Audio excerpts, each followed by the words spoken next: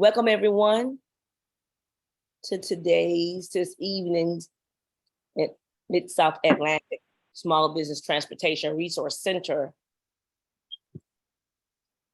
2022 Atlanta Bonding Education Program. We're happy to have all of you here.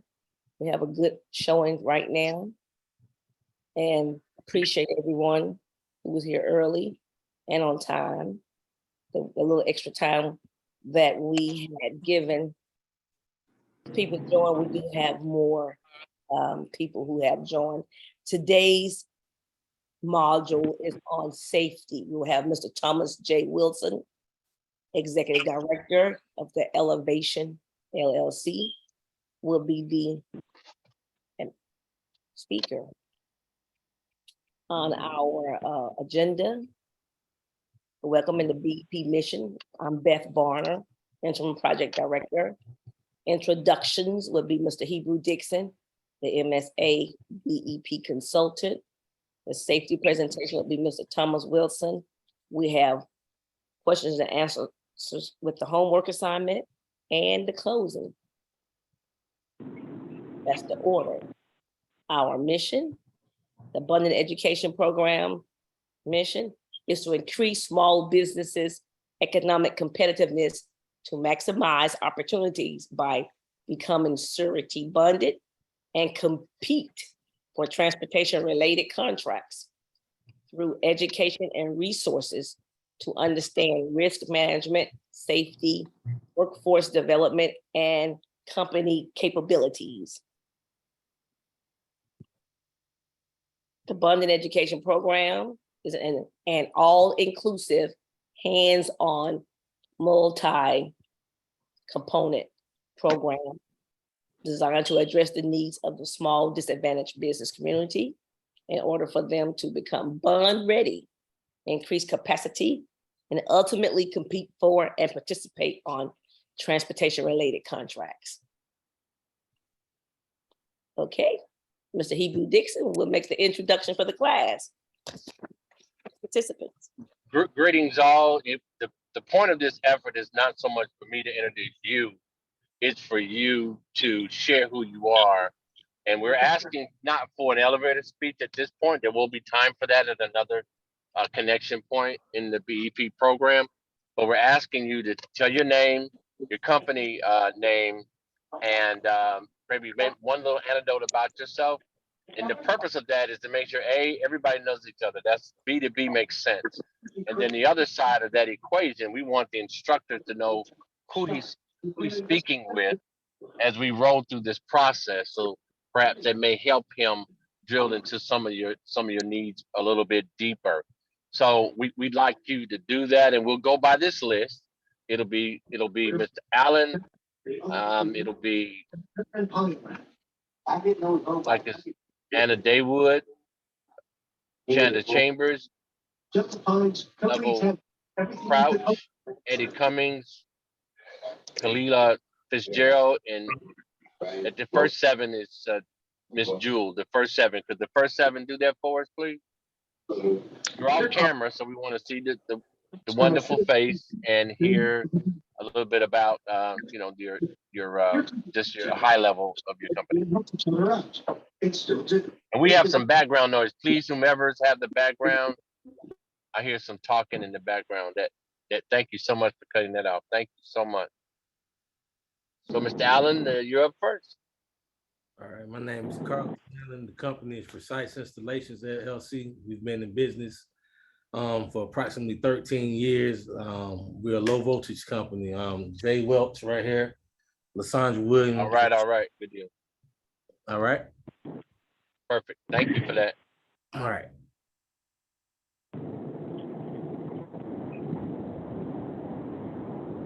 Is it MN Davewood? Mr. Amin. Amin, are you with us? Let's see. Mr. Amin, are you on? He's not on. Chanda Chambers, next. Shonda Chambers. She's not on. Okay. The next would be, ELLA-VAT. I'm ELLA-VAT Couch with Well Clean Solutions. We have been providing cleaning services for the past 8 years. thank you for that. Next. Next slide.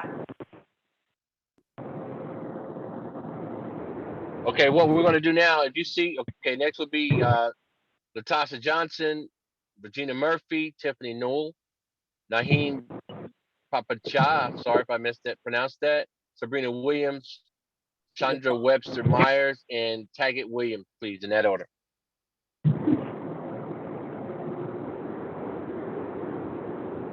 Ms. Latasha Johnson, are you on? I guess not. We'll go on to Ms. Murphy. She's on the call. Yes, I am here and I thank you. I was gonna jump on anyway before I started driving to introduce myself. I'm in the car.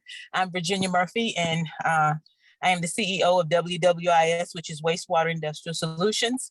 We do metal fabrication and fabricate heavy machinery typically found in a wastewater treatment plant.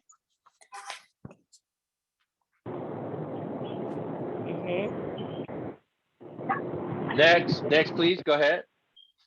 Ms. Tiffany Nolan.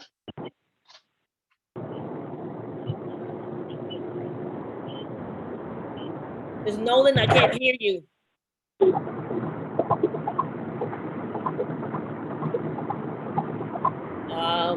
Okay, Or is she with Mr. Bryson Barnes? Would you like to speak on her behalf for the company? Yeah, sure. We have several of our team members on, guys. Good afternoon or good evening. My name is Bryson Barnes. I am the principal of Bryson Constructors. We've been in business for approximately 33 years now. We do a lot of work around the city as general contractors. We've got pretty good established bonding. We are no strangers to that arena, but you can never stop learning, right? So we've want to get on, and we're familiar with a couple of these panelists, done work with a couple of these members of the team that I see on here, and we are just here to learn and continue our growth. We're located here in Atlanta, do a lot of work throughout the Southeast, and Tiffany is actually our business development and marketing director, and also have Beatrice Alinda, who is our controller and accountant. So I've got a couple of our project execs on here. Just wanted to listen and learn more and chime in and maybe help out some of the other guys on here if they have any questions. So that's our spiel. What are their names again? Who's all joining? Oh, so I have Tiffany Nowlin, who is our business director and marketing, business marketing director. And then I have Beatrice Alinda, who is also on here as well. And she is our controller and our accountant, our head accountant. So a couple of our project execs are on here. Okay, thank you very much. Yes, ma'am. next on the list, who's next? Naeem? Hello. Yes, this is Naeem Popatia from the Civil Works. We are the utility contractors. We are installing the underground utility, do the site work and the grading and the civil part of the construction.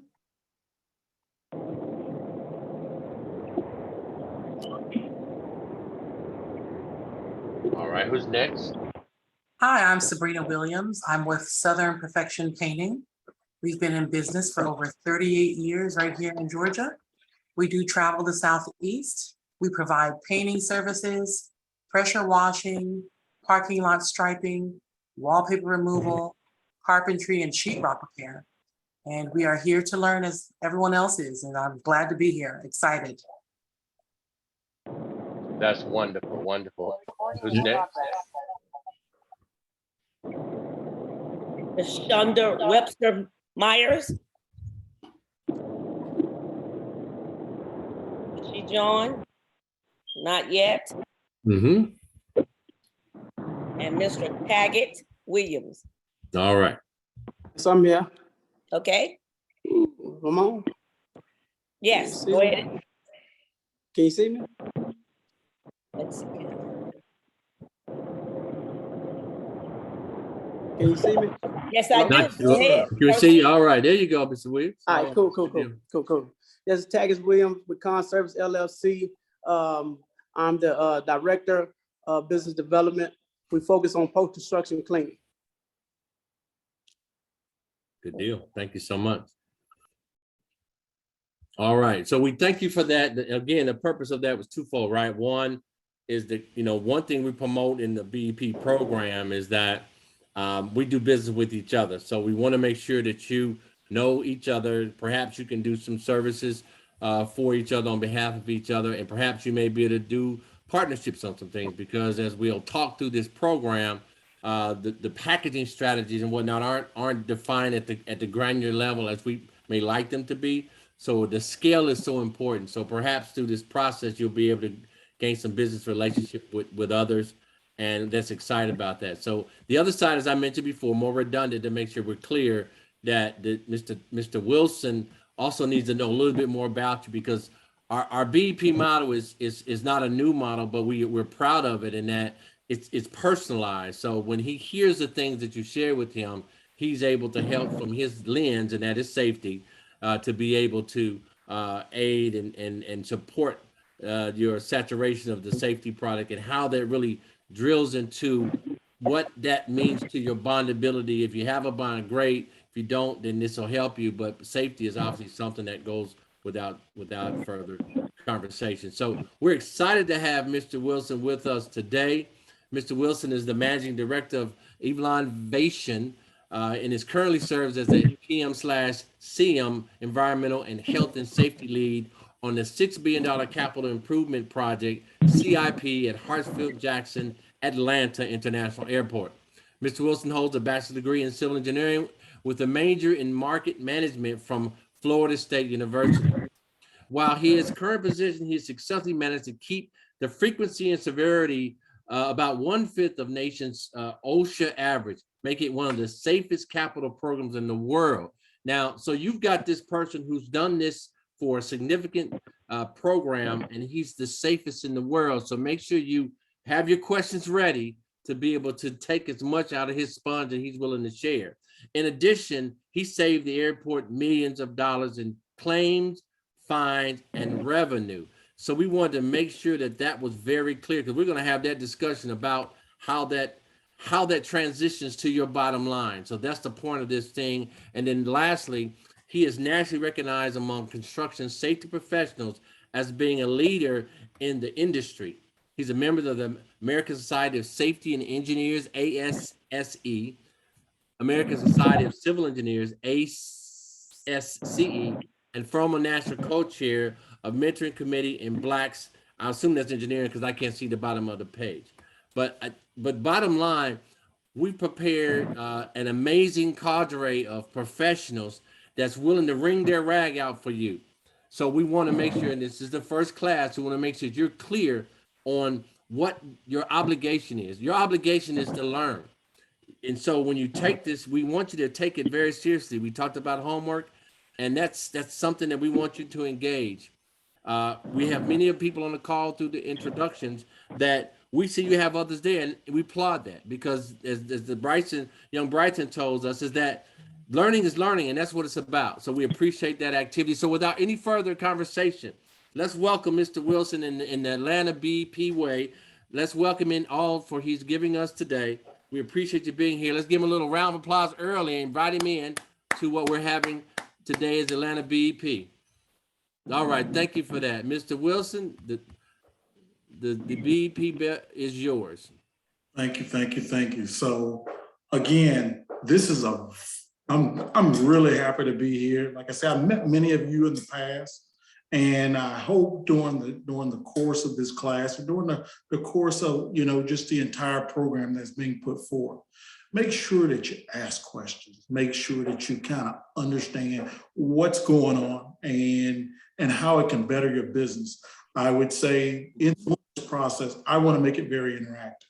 I want to make sure that everybody has the opportunity to understand, from my vantage point, how safety affects and how it can impact your business, how accidents, can affect your business, and the responsibility that you may have.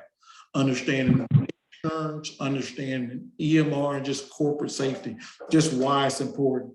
Oftentimes when I do this class, people usually at the end find out that this is, if you were metaphorically, if you were running a race, this is the hurdle that you have to clear.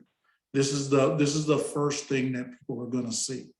And so during the course of the class, we'll be able to learn some things about how we can improve, how we can be the first to clear that hurdle and make sure that it doesn't become a stumbling block. Then we'll also understand how it'll affect the bottom line.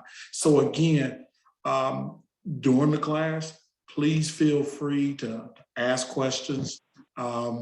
If you raise your hands using the tab that's on the Zoom call, Beth will recognize you. But if not, feel free to chime in. You gotta ask questions. That's the only way we learn, and that's the only way we get better.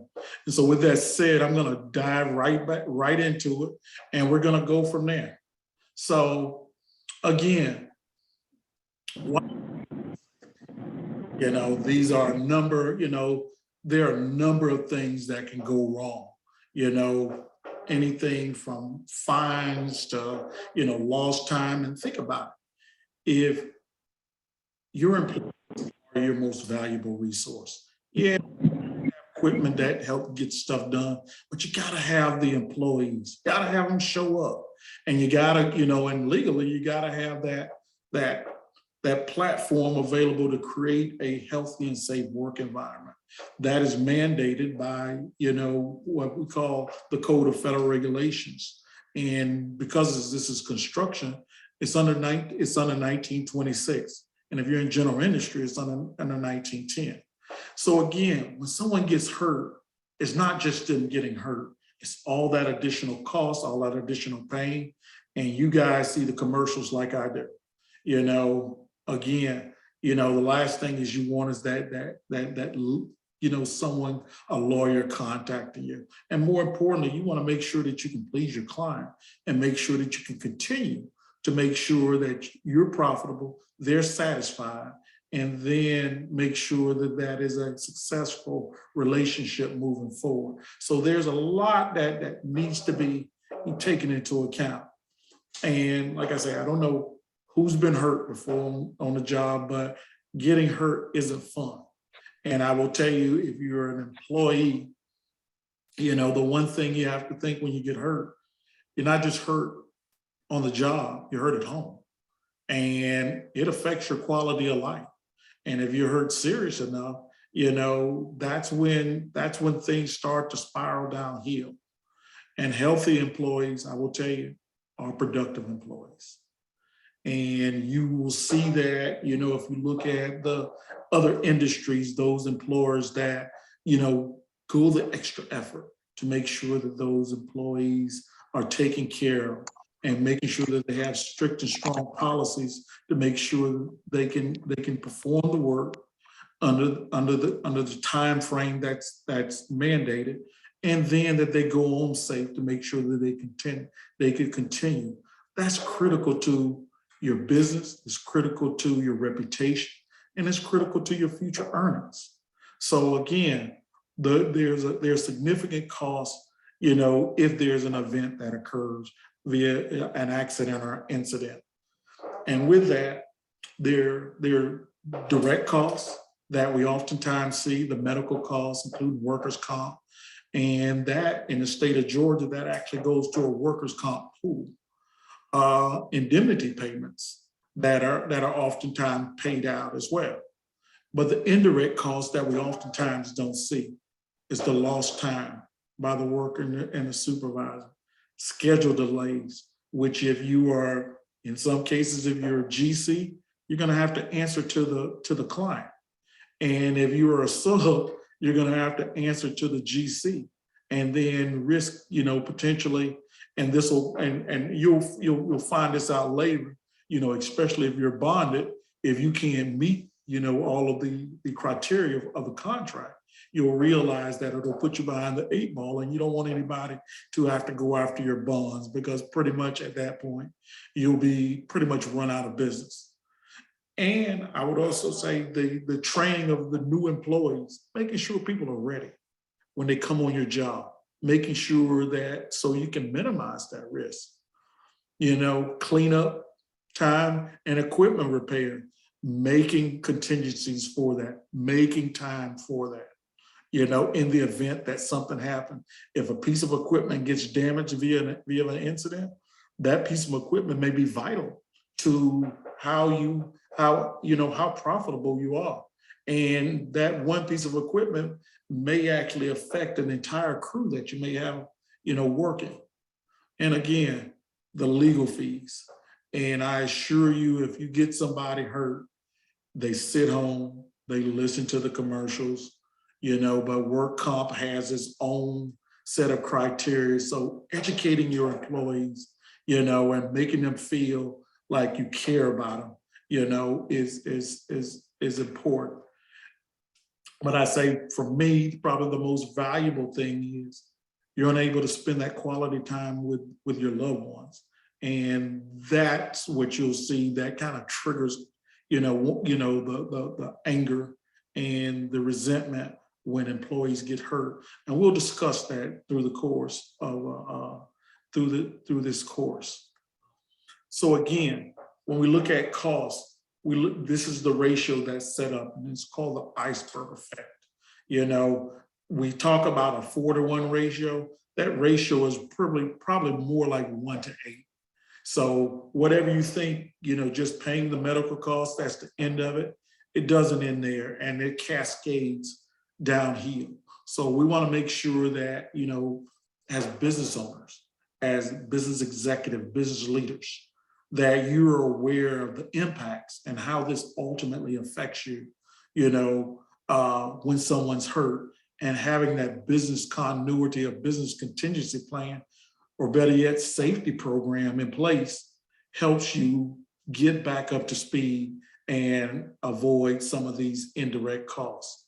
So with that, I want to give you, I gave an example, of what that means.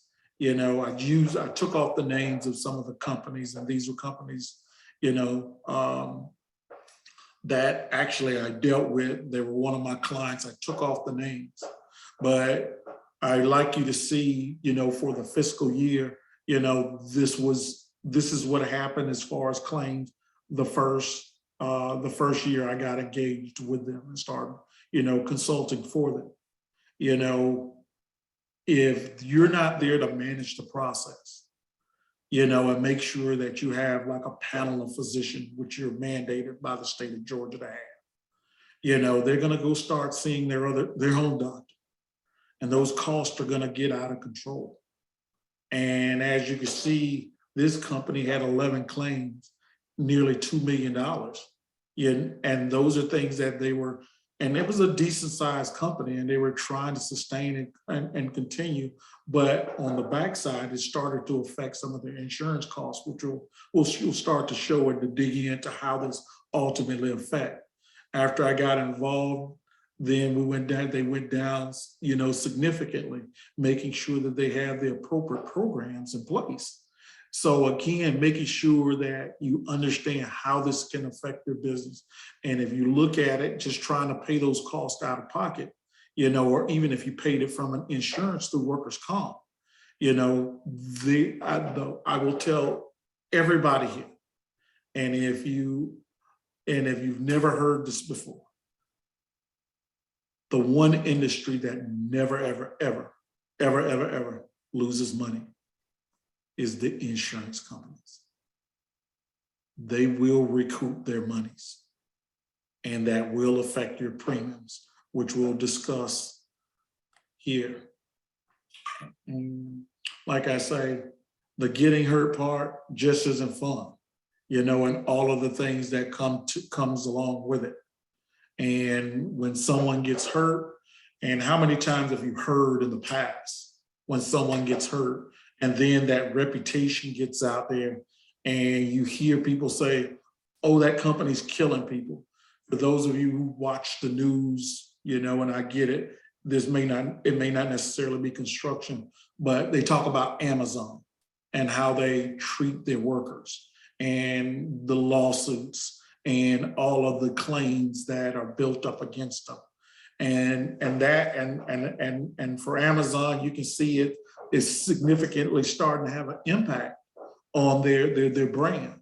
And therefore, you know, unfortunately, they're unable to attract, you know, really talented individuals and have those really talented resources. So when people, you know, especially in today's age, where people do research on companies, you know, not just via their website, you know, not just via their social media, and that's how stuff gets around to damage reputations, you know, and as client representatives, I hear the same thing. And when that stuff is vetted, we decide whether to move forward with somebody or whether to, you know, disqualify them with those specific criteria. So it has a real impact on the earning potential.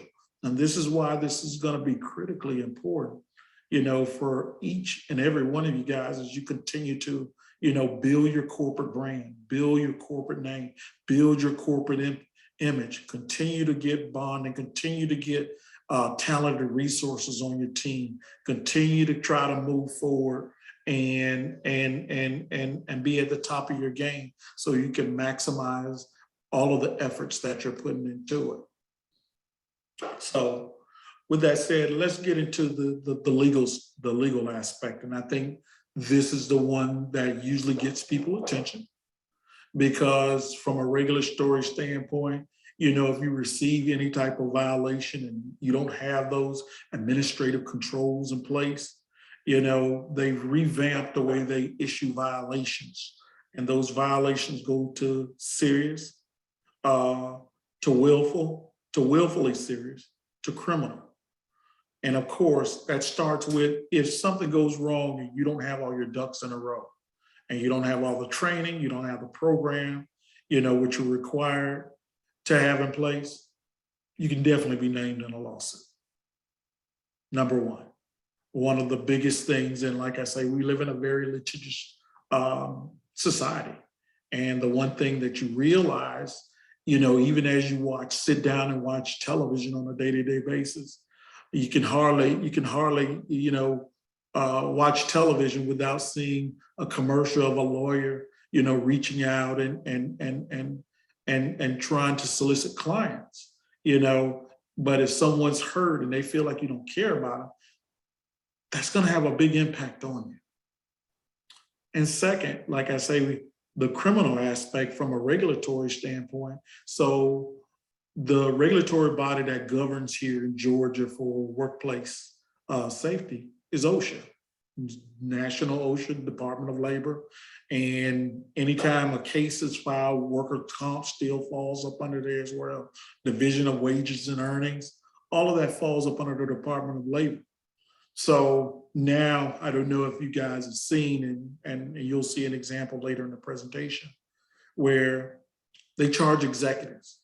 They charge anybody in a leadership role, from the safety personnel who made the judgment to the project manager who's in charge of the operation, all the way up to the executive who is tasked with the responsibilities of making sure that all of its employees are well trained, are provided the appropriate safeguards to ensure that they could go home every day.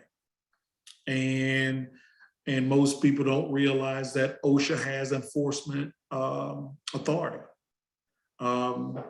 Given that, you know, they have marshals, and normally when they show up to the site, they have lawyers. Usually there'll be 2 or 3 people if they know that. We lost the volume. Ms. Beth, do you still have the volume?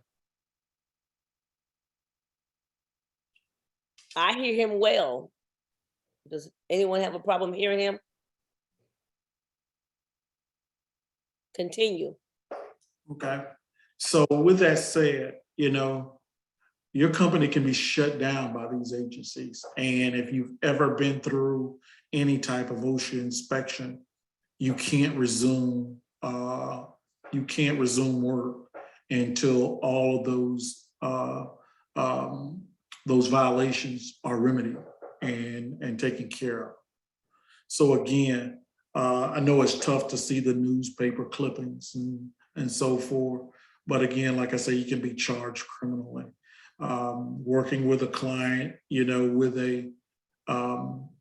they decided that if they wanted to cut corners, and anybody that's ever, if you do any type of work where there's trenching and excavation, one of my clients, he became my client after it happened. And believe it or not, in this industry, that's when most people reach out to you when something happens. I work with a couple of law firms in and around the city, as an expert witness to make sure that, when something does happen, I can provide the regulatory backup to support.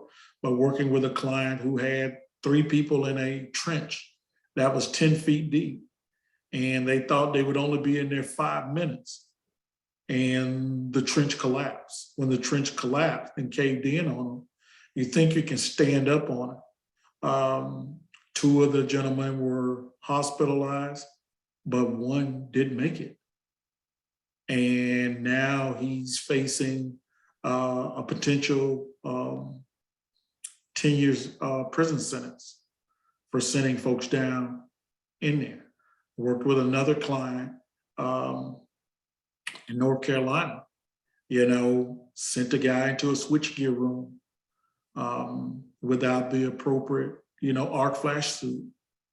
And the gentleman got electrocuted. And although some of these cases are drastic, you got to have these safeguards in place. And the other thing that I think you also have to make sure is that sometimes we work around other trades that may not be as responsible as you are. So you got to always be on the lookout, and you always have to make sure that you have well-trained, competent, alert individuals. So again, speaking with the Department of Labor and those of you who worked with, I think I heard somebody say they worked with, waste resources, and those of you guys who are painters, with the disposal, that's when the EPA can set itself in and how they go about doing their forensic tracking to ensure their enforcement, to make sure that there's no contamination. Those things are huge as far as making sure that you have all the safeguards and going back, even making sure that you have a hazardous communication plan in place for how people discard, how people handle various, chemicals. So again, having a plan, is vital to your business. And again, these are some of the fines that, that I've seen in recent years. I don't know if most of you guys were familiar with the BP incident that happened in the Gulf several years ago. And that was the largest fine issued by OSHA, and that fine was actually negotiated down from over 300 million. So $87 million. And, I don't know many people on the call that have that type of money, but, that can be pretty significant. And more importantly, even like the company down in Middle Georgia where they sent the execs, they both got 8 and 9 years respectively, when the plant had an explosion and they knew about it and didn't do all the requisite inspections and couldn't show it. So again, you want to avoid all of the legal issues. And these are just the fines. This doesn't really tally the amount that they had to get in legal representation. So having someone on your team or having those plans in place to make sure that if you're ever inspected is crucial. And that cease and desist order is something that Hey, every day your folks aren't working, every day that you rented a piece of equipment that's not being used, every day somebody's sitting home, every day that you're shut down, every day that there's not any activity, you're losing money. Your profits are being diminished. You're not making schedule. You're losing, your reputation is going down. And again, there are other regulatory agencies of competent jurisdiction across, not just the city, the state, and at a federal level that can also intervene in the event. And I will tell you, making sure that you go forth, and this was part of one of your homework questions, the investment. What is your goal? Most people have a goal, budgets for when they're going to purchase equipment or they're going to hire a new employee. But what's your safety budget? What's your budget for buying, not PPE, not just PPE. That's kind of like the least effective. What's your goal for providing training? What's your goal for providing systems? Like I say, the gentleman that had the employee die in the trench box, he could have bought several trench boxes based on what this is going to cost him and his freedom. But making sure that you have good program, good policies, and good people. Good programs, something somebody can follow from the very beginning, an orientation. And and good policies, how you're going to comport yourself. And then, like I say, cheap isn't always cheap. And I know sometimes we like to look at things, as being cheap, and we think we're getting by. But hiring people who have the right, the right character, the right skill set, so you can do the job right. They can be ambassadors and represent. And more importantly, if something goes wrong, being able to have the right equipment so it doesn't break down. So you can, look at your projections, look at what it's going to cost and how it's going to affect your business, making sure that there's no breakdowns, and making sure that you have scheduled maintenance for all of your equipment so you're never caught, on the side of the road, because something broke down on you and you have to leave the site to kind of go secure those resources. So again, as we look at it, and this gets deeper into the study about accidents, is it are they unsafe conditions or unsafe acts? And those unsafe conditions are easily defined, and easily corrected. Having a program in place, making sure that you're doing audits, doing safety inspection. If you see something during an inspection or an audit that's about to go wrong, and if you have those systems built in, you'll be able to catch it before something goes wrong. It's no different than when you get your car serviced, making sure that you service it on time. Same with your equipment, making sure that you do those comprehensive inspections and having those routine scheduled maintenance there. And then encouraging employees, and I get it, you don't want a tattletale as far as an employee. And this is where it comes back to those human resources, choosing those competent employees that know when to escalate things and encouraging them to report. But you don't want the same people reporting, it's the same people damaging it. So again, being able to choose competent resources that are going to allow you to keep all of your equipment, all of your tools, everything maintained and keep you ready to go to work. And I will tell you, just those unsafe conditions, housekeeping is probably the number one thing that most, violations come from and most accidents stem from. And I also say people who are poor housekeeper, not keeping their inventory straight, not having full account, not keeping their tools straight. These are the people that wind up spending the most and going back to, and purchasing, small tools and stuff because they're not taken care of. And making sure, and when they're on the site, not keeping everything straight and wind up stepping on, damaging some of the material that's to be installed. And so therefore they don't get all of the benefit, of the estimating, which you'll learn, they don't get the full benefit of being able to maximize those products that they're putting in place. I heard one of the young ladies say she had a cleaning business. What amount, if you were dispensing, what's the ratio do you use per gallon, for your cleaning? How much, cleaning supplies, what does it cover? So having all of those things in place really does make a real difference. And then assigning competent supervisors and foremen.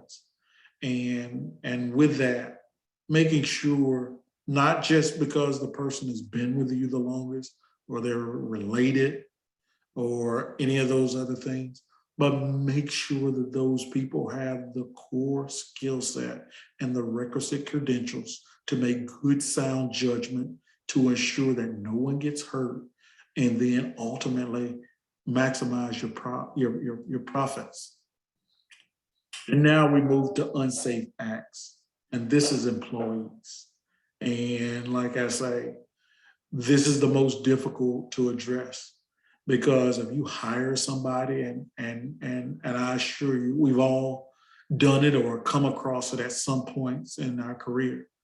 You hire somebody, that you thought was cheap, but the behavior, isn't there, and they don't take ownership of the process. They're not invested in making sure the business stays profitable, but they're the ones that always ask for raises, but they're the ones that you'll find your tools in the back of the truck, or not put up, or in the mud, or not cared for, or not taken care of.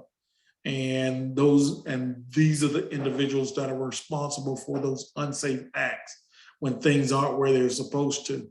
No different than if you live in a house with stairs, and if you have little kids and they leave their toys on the stairs and you step on it and you go trickling down the stairs and you twist your ankle or you fall or whatever.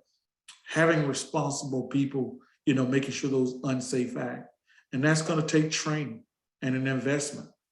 And like I say, just making sure that they take care of your assets. And making sure, like I say, they have to be very, very competent. And like I say, they're ambassadors for you. Like I say, having that safety culture embedded in the way you do business. So again, speaking of safety culture, establish accountability for safety. Define safety responsibilities. Everybody, the safety person, he's not the only person responsible for safety. We're all responsible for safety if we work on any team, in any company, any program. We're all responsible for each other. And therefore, establishing a program that allows you to comport yourself in a way that you can stay profitable, and more importantly, invest in your people, invest in good training, invest in good tools, invest in good processes, and continue to update that, periodically, to make sure that no one ever forgets the essence, the importance, and why we do business, and continue to stay. As you do that, as we save money, that's going to afford you the opportunity to buy more product, more vehicles, more tangible goods for your business. It's also going to enable you to provide raises, as you save money, as individuals are not hurt. And make sure employees should be evaluated on their performance. And that should be part of the, doing the job and doing it safely. Have job descriptions. I assure you, if someone gets hurt, the first thing the Department of Labor the workers' comp is going to ask for, and the case nurse is going to ask for. Where's the job description? Where are your policies? Where are your safety policies and procedures? And they're going to go through it to make sure that you follow it, you know, in a very detailed manner. And then, like I say, have a chargeback system. You know, set safety goals. You know, it's required, and part of it, that's also part of your homework assignment. Do you have an OSHA 300 log? If you've been in business for more than a year and you have more than 3 employees and you don't have one, and you didn't report it, you're subject to a $70,000 fine for not having it. And then if there's somebody that got hurt, then each person that's not listed is also a $70,000 fine. So be mindful of those things, you know, and I will tell you, people say, well, how did they find out about this stuff? So just think about this. You don't have to respond. So the easiest way people find out when people are hurt, and maybe they don't go to an occupational doctor, they go to their personal doctor. The first question out of that doctor's mouth is, hey, how this happen? And then the first word out of an employee at work, that immediately the doctor has a responsibility to immediately report that.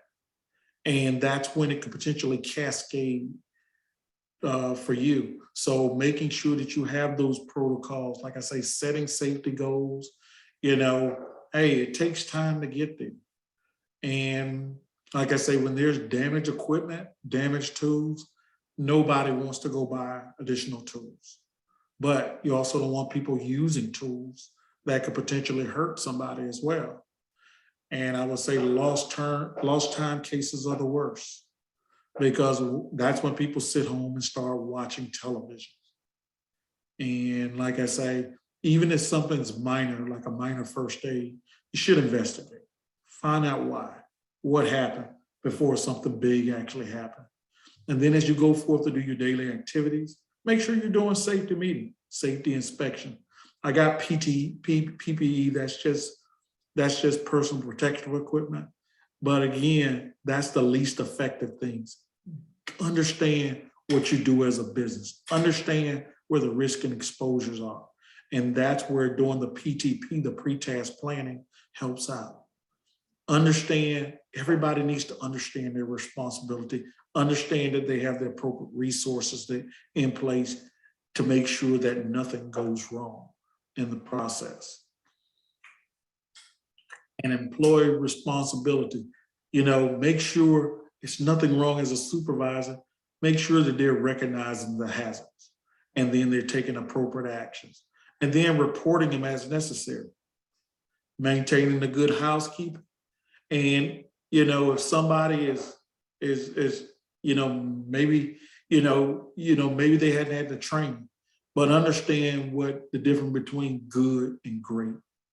There's one thing when we say we have a good employee, but be able to define that, be able to write that down, and be able to record that via training, and making the most out of every training and every training session.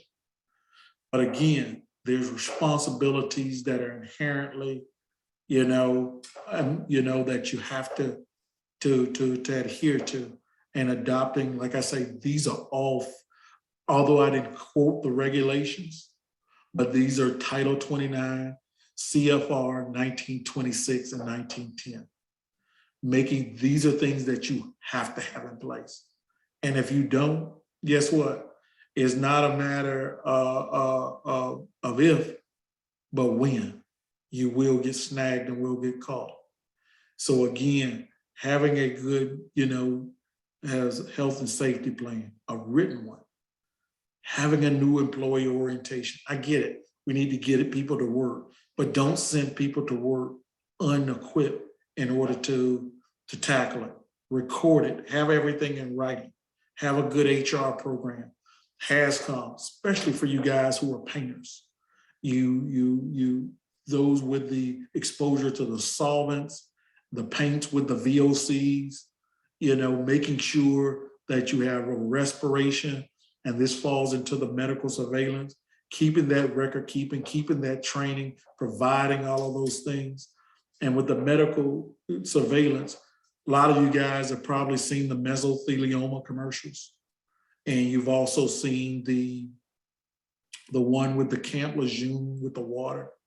So again, if there's an exposure, the regulation says you have to keep those documents, those training documents, those record keeping documents, 30 years after the last day of employment.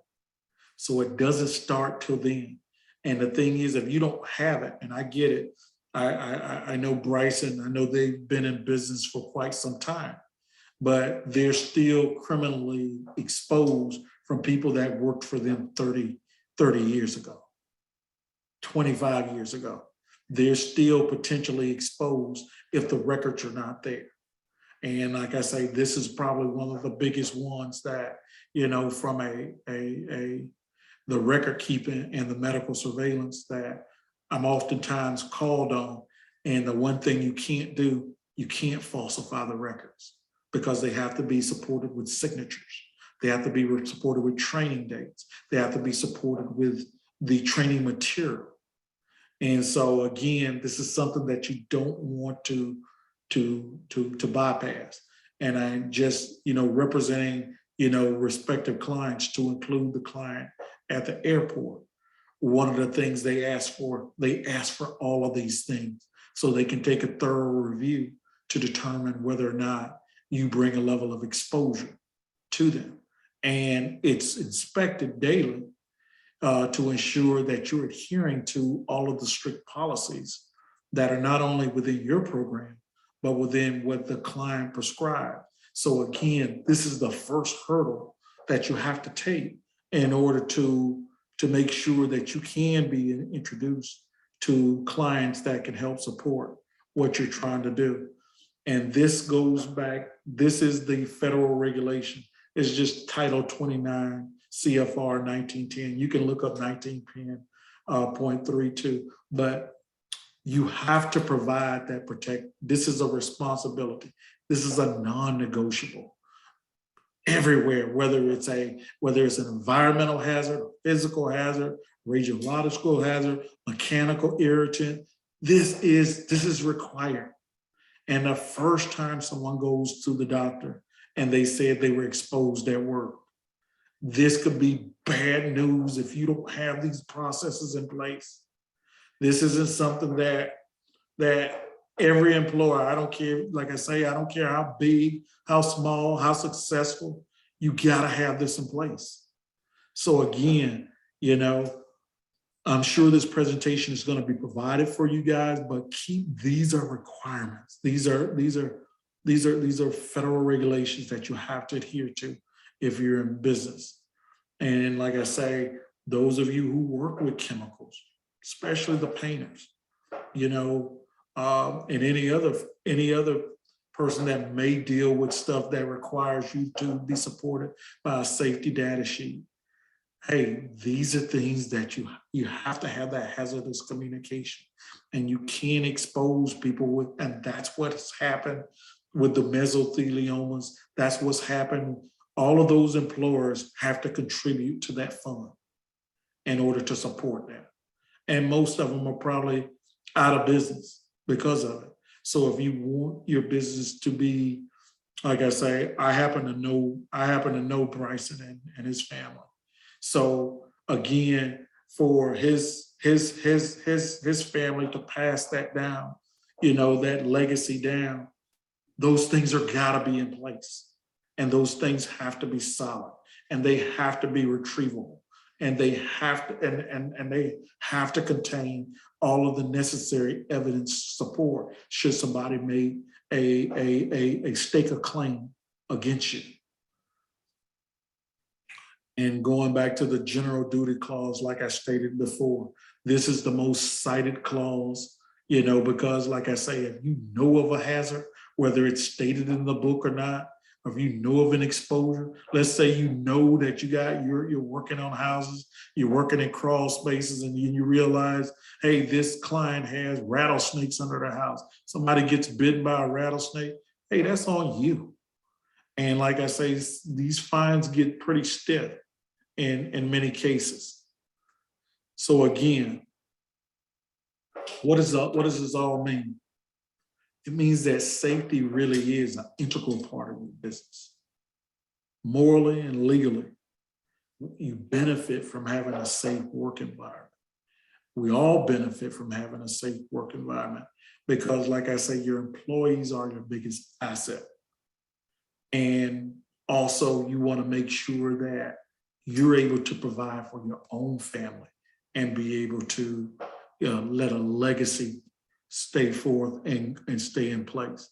So again, for those of you who haven't taken a deep dive into this, I encourage you to make sure that this is an integral part of your business. And if you start to deal with, especially like, Fortune 500 companies, municipal clients, meaning governmental clients, they're going to ask for this stuff, and you need to be prepared to deal with it. This is the first hurdle.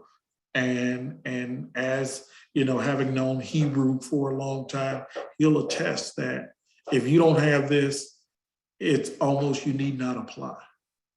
So again, making sure that these things are in place. And with that said, let's open it up for a little discussion, before we take a quick break. There was a question in chat. Okay, let's go to the chat here. We go up. Yeah, so the question, you can go ahead and ask the question in the chat. I typed an answer to it.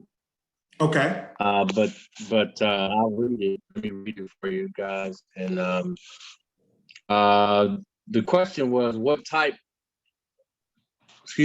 did you do to help reduce costs, right? So and the answer was, that's a great question. There's several ways. And we'll talk about it in the session, but you gave several examples of how to save costs. So I would give some opportunity for you to respond to that for sure. If I may speak, I asked a question. It was when you were talking about a company that had gone through suffered, when they brought you in, you were there to help reduce the cost, but you did not specifically say exactly what. That I asked the question. So there's two parts to it. So oftentimes when there's a regulatory violation, you have the ability to go in and negotiate with OSHA based on you going forth and remedying the problem. Like let's say if you didn't have a safety program in place. If you were able to put together a safety program in place, you may be able to reduce the fine up to 50%. So tops that, be able to provide some type of training to put in place. So let me give you some concrete examples, right? So with some of the with some companies in the past, when they didn't have, the first thing they say, well, how do you know this individual's trained? And when did they start work? Creating a new employee orientation, taking 2 to 4 hours that this individual, we're going to see it on the second half, and this feeds into the EMR because it feeds into the equation. It's kind of like, for example, so when you sit, and this happens with the business. So think about from your personal standpoint. You ever wonder why the agent says, where do you park your car? Or in the garage.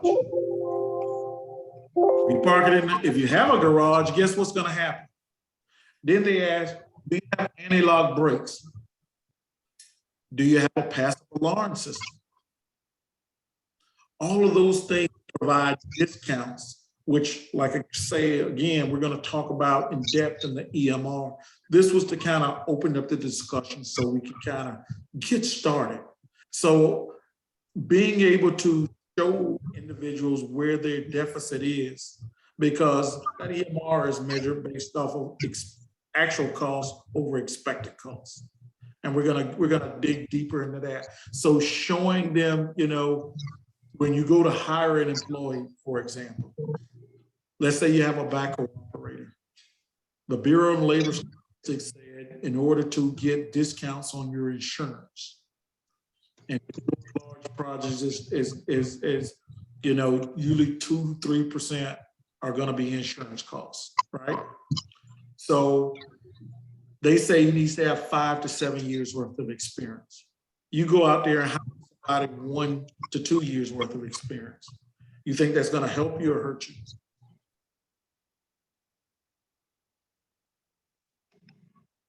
The quick answer is going to hurt you.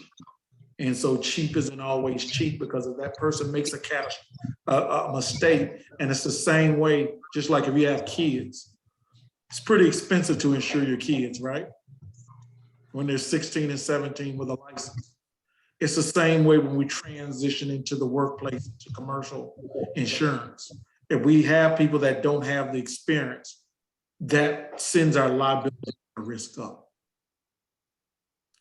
So I hope that kind of is part of your question, and I can stay in and answer a specific question as related to your business if you like. I have another chat question was, is there a good place to locate some example of these documents? There's always a good place to, I mean, you can go on the internet and identify, you know, documents.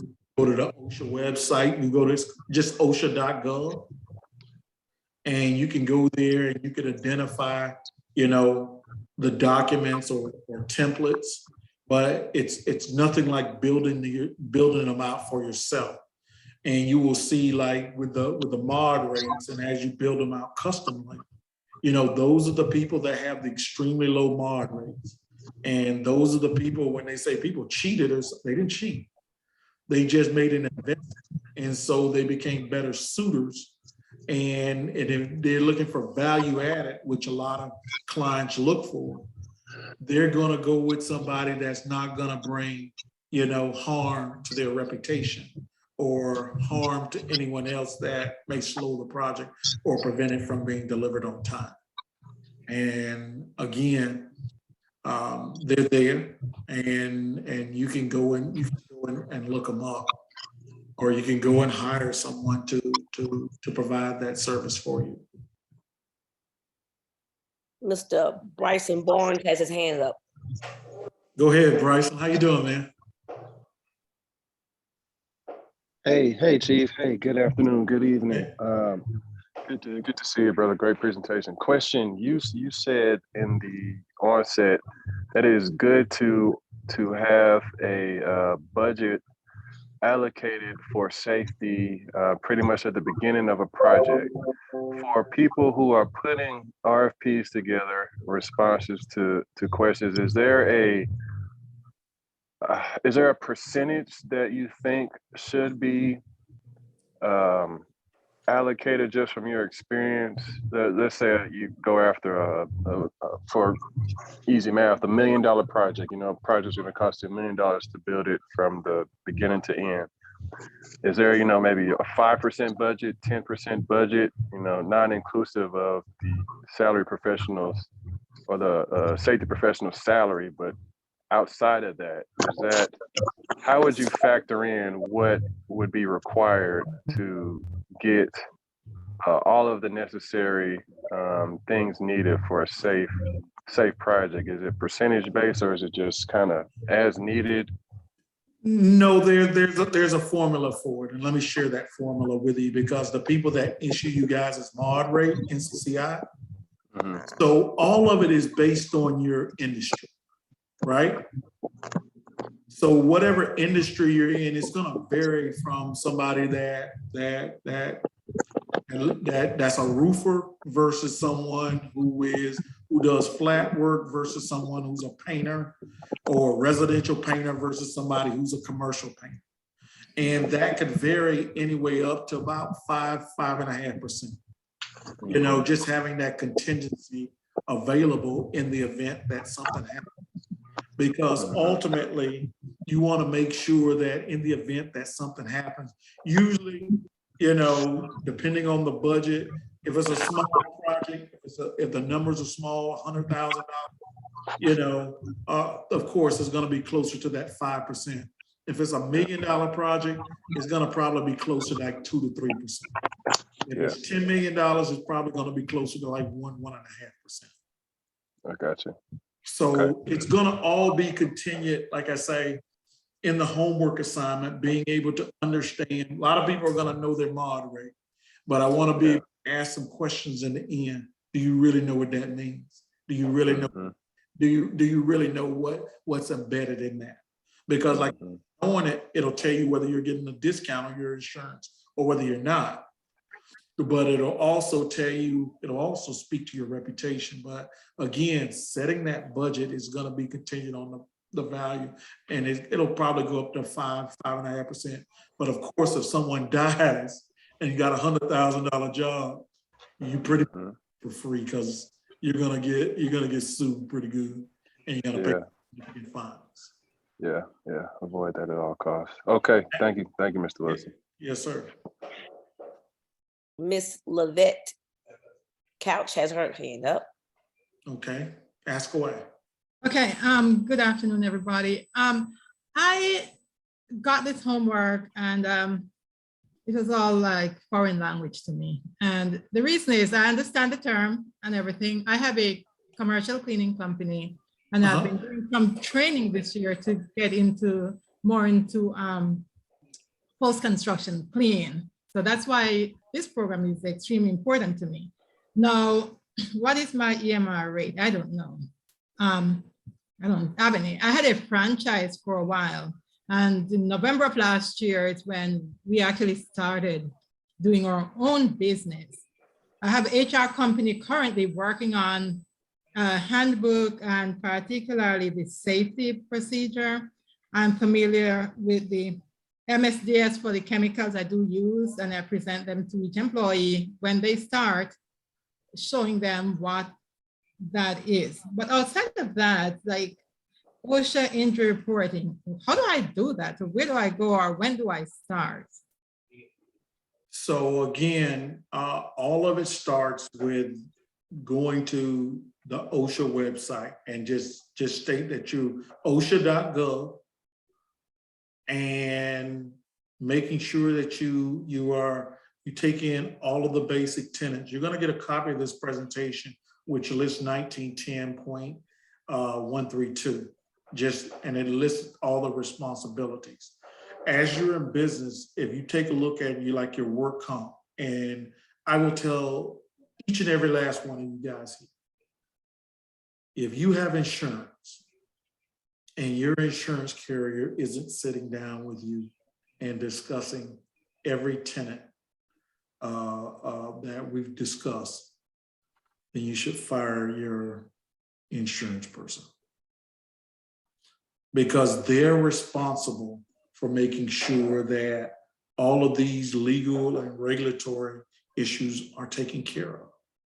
They're responsible, and that's what your insurance premiums are based on whether you have these policies, whether you have these things in place, whether you have a HAZCOM, like you said, you're paying.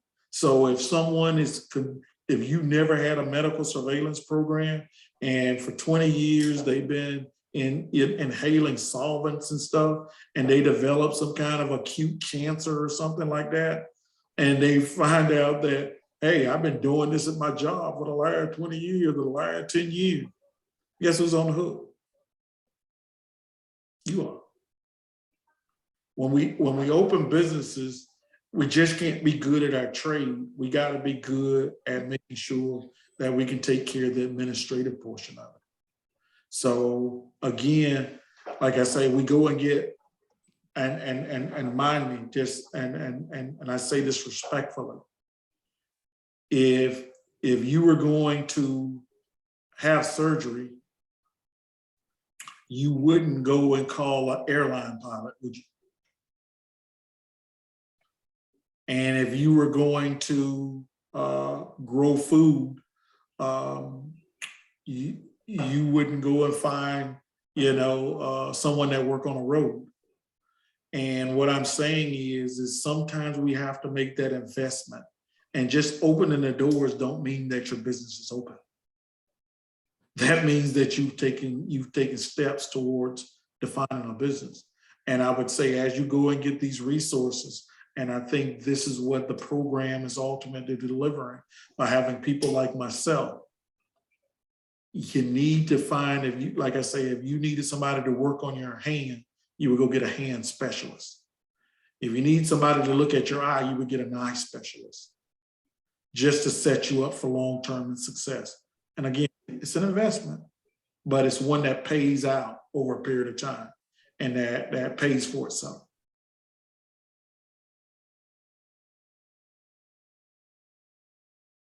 So I need to go call my insurance company tomorrow morning. You need to talk to them and just tell them you need a safety program. And they may not be able to write it, but they will point you to resources. Okay. They'll point you to people like me, and you'll be able to figure out, what it is that you need based on the industry that you're in. I will tell you right now, I can tell you, if you don't have it, you need a HAZCOM plan, and you need a medical surveillance plan, period. I can tell you that now, if you don't have it, because you're using solvents, you're using paints, and that stuff can be, when you smell the fumes, that's not good. And then when they're handling solvents without, and that stuff, is penetrating their hands and stuff, that's not good. It's gonna show up somewhere later down the line.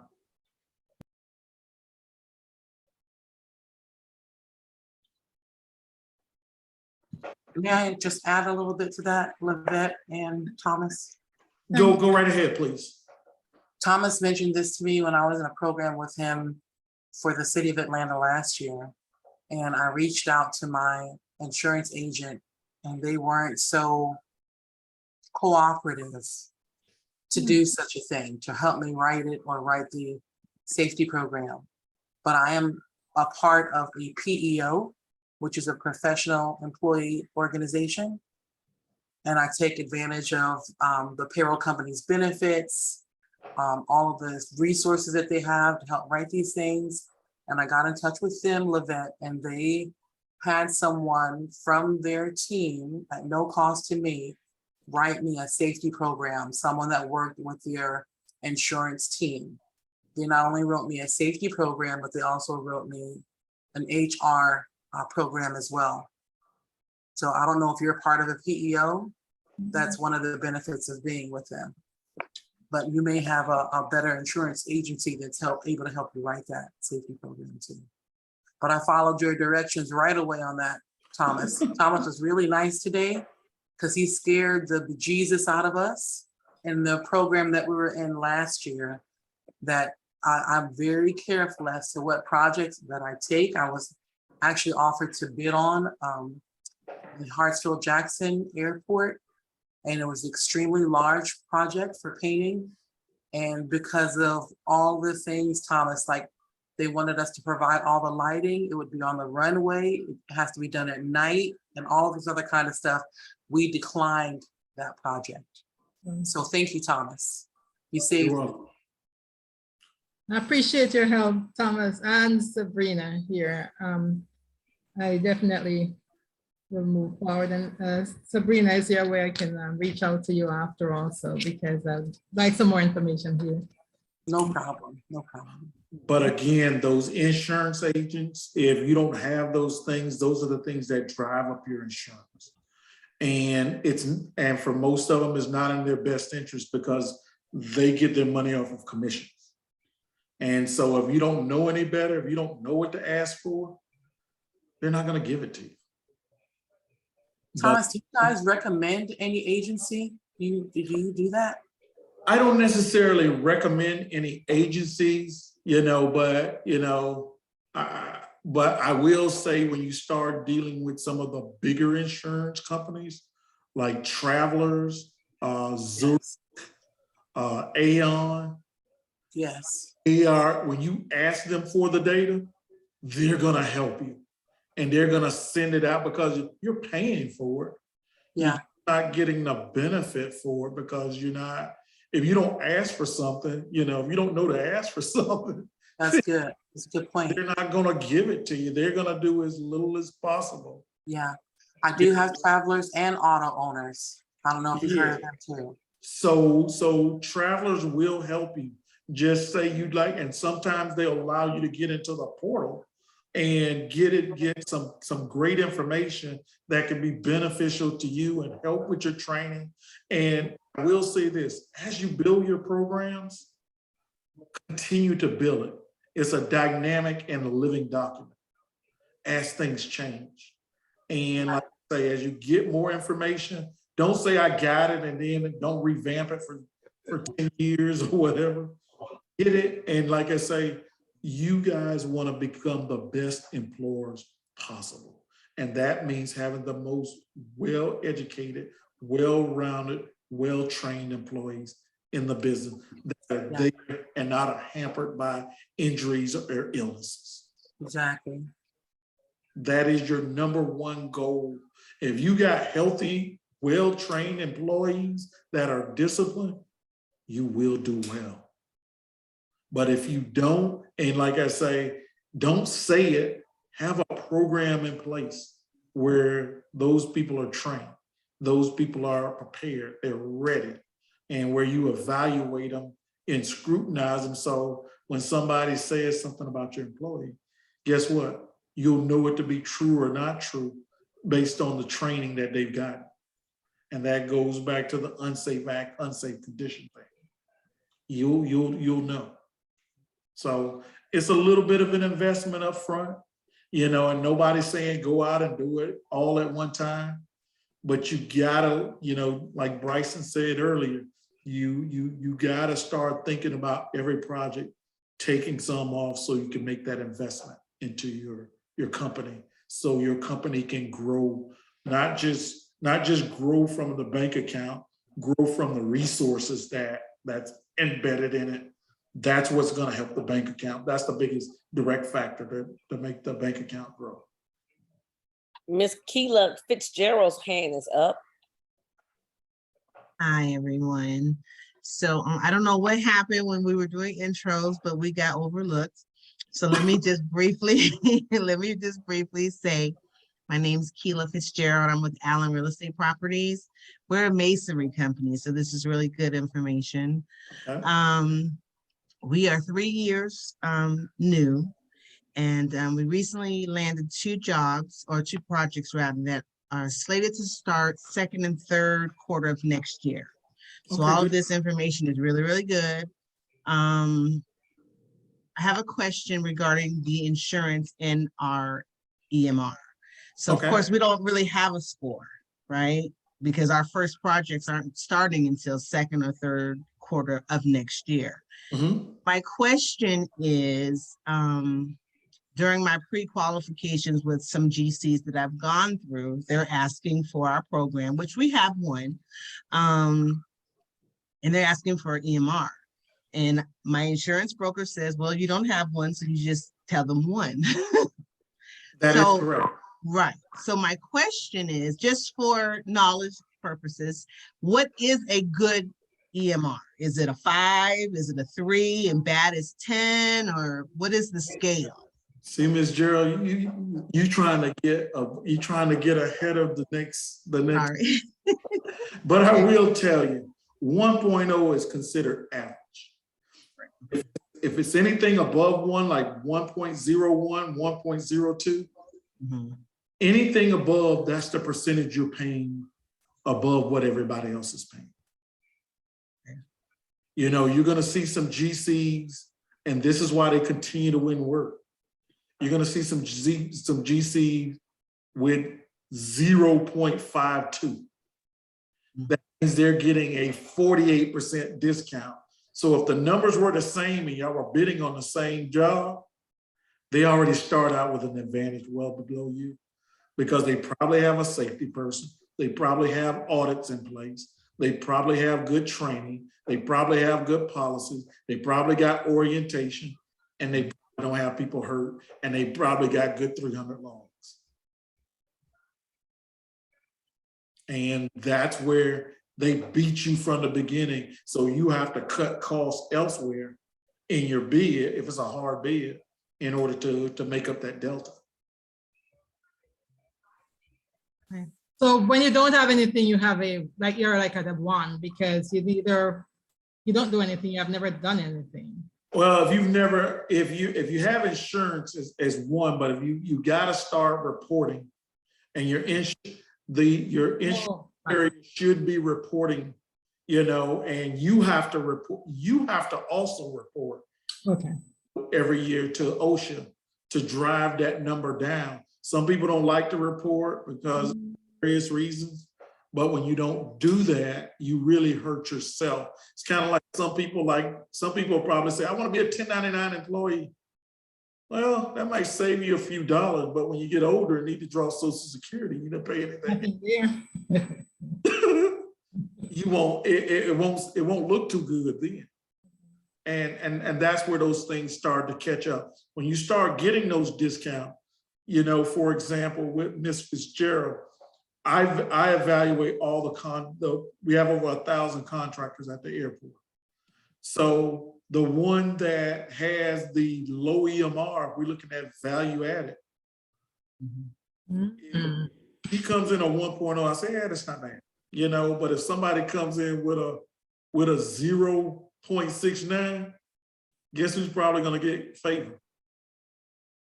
Okay. And that's the thing that we never see. And this is the thing during this class that people learn that nobody ever tells them. And so some of those contractors have added advantages over others because guess what? They know it drives down the mod rate. They know what it's like to have somebody's name that's a safety person on what you call it to help drive down. They know what that means. There's no, like I say, it's just like with the car. They know what it's like when you got anti-lock brakes. Cars that have anti-lock brakes probably not going to be in an accident. Cars that are parked in garages are probably not going to get stolen. That have alarms probably not going to get stolen. So guess what? I can give you a discount for having those things. Same thing. You got a safety program and you got orientation, so your employees probably not going to get hurt. Probably not going to create an unsafe act because they know better. So does that kind of make sense to everybody? Absolutely. That wakes me up. So again, as you go out there, nobody, and like I say, when you work in big environments, airport, MARTA, anything like that, and if you're an emerging contractor like the one thing, and I think Bryson can probably speak most to this, because they've worked with some of the big contractors in the country. The one thing they're not going to do is get slowed down by you. They're going to dump you, and they'll probably put you out of business if they go to the bonding company saying you're unable to perform. Yeah, and then, like I say, having good employees that that are going to show up well trained and they're going to do the work and keep up the schedule is critical. But making sure they don't get hurt to disrupt the schedule, which will disrupt the budget, which will kill the reputation. So all of those things are deeply connected. And we have to make sure, hey man, we got to look beyond what we just see. We got to have all our paperwork in order. And I get it, nobody likes it, and people don't think it's valuable until they need it.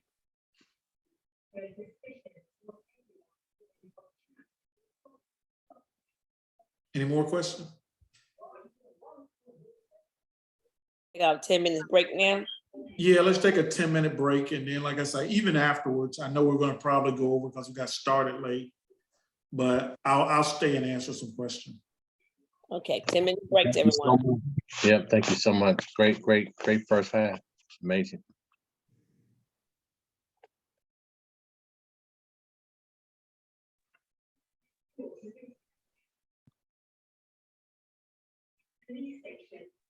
It's 7:34, Miss Beth. So it's at 7:44. We need to be back in the game.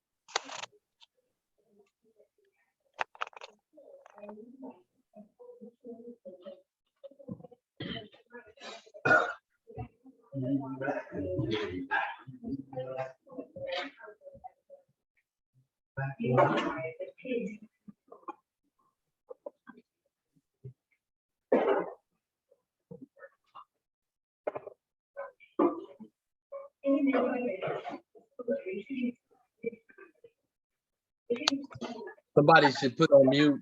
You hear a lot of background in your break. Just put it on mute. Thank you.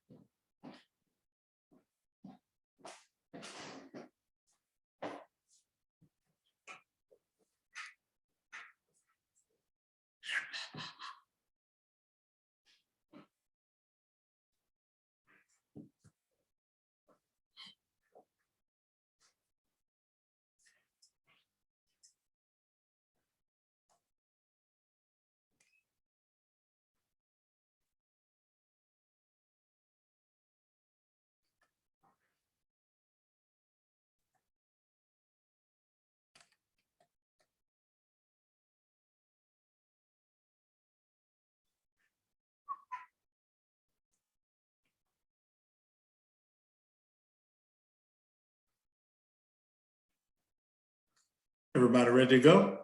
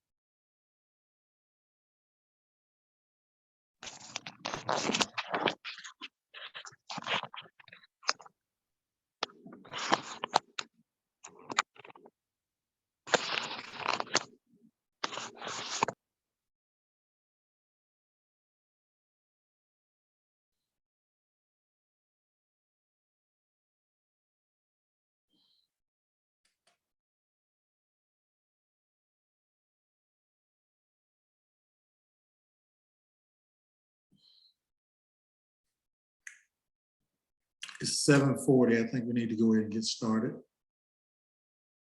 Is everybody back?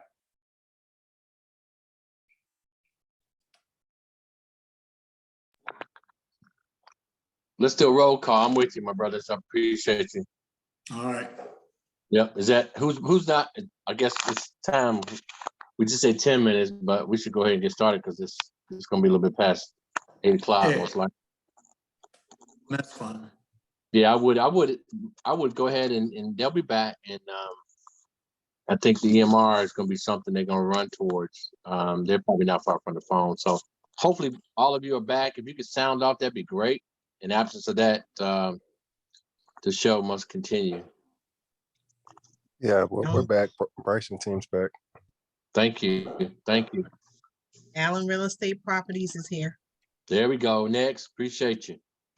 Virginia Murphy. Perfection Painting is here.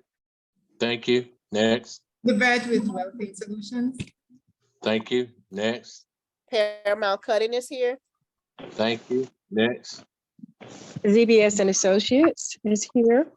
Thank you. Next. Daily Cummings, Edwards Painting is here. The King is here. There he is. Thank you. Next. Naeem Popatia from Civil Works is here. Thank you. Next. I think we've got the bulk of our team. Let's go ahead and proceed. Let's ride. Yes, So sir. the second half of our presentation is going to deal directly with EMR and understanding the basic rates and controls. So with that, let's go ahead and get started. So the overview, our rates, and there's two things that determine the rate, but it's really a longer equation, but there's two key elements that feed into it. You know, the base rate assigned to a business activities that you perform. And that's when I was talking about the NAIC codes. What do you do? What business are you in? And then the extent of the losses that you have. One of them you can control, you know, like I say, if you have an industry code, an NAIC code, an SEIC code, you can't really control that one. But you can control the extent of the injuries and when someone gets hurt. So again, key concepts to keep in mind if we go through this, just the experience mod rate, calculation limit, base rate, financial impacts of high rates, and best ways to control those rates. So again, when they go forth to factor, you know, your EMR rate, these are things that they take into account. You know, just the type of work being performed, frequency of claims, severity of claims, and then the labor hours. Like I say, the more labor hours you have recorded, the better it is for you. That is, a lot of people don't like to record their labor hours, but hey, the more you have, I promise you, I'm telling you here and now, the better it is, the better rates you're gonna get. And then for an overall calculation, labor times experience mod rate times base rate equals 3, right? Yeah. So let's dig deeper into that. So with that, you know, this is basically how it all adds up, that rate class base rate, your accident fund, medicals, you know, medical aid, supplemental pension, you know, staying at home. But again, looking at, if you guys have never sat down with your insurance, yeah, sometimes we get misclassified. I was working with a client and pretty much cut his insurance in half.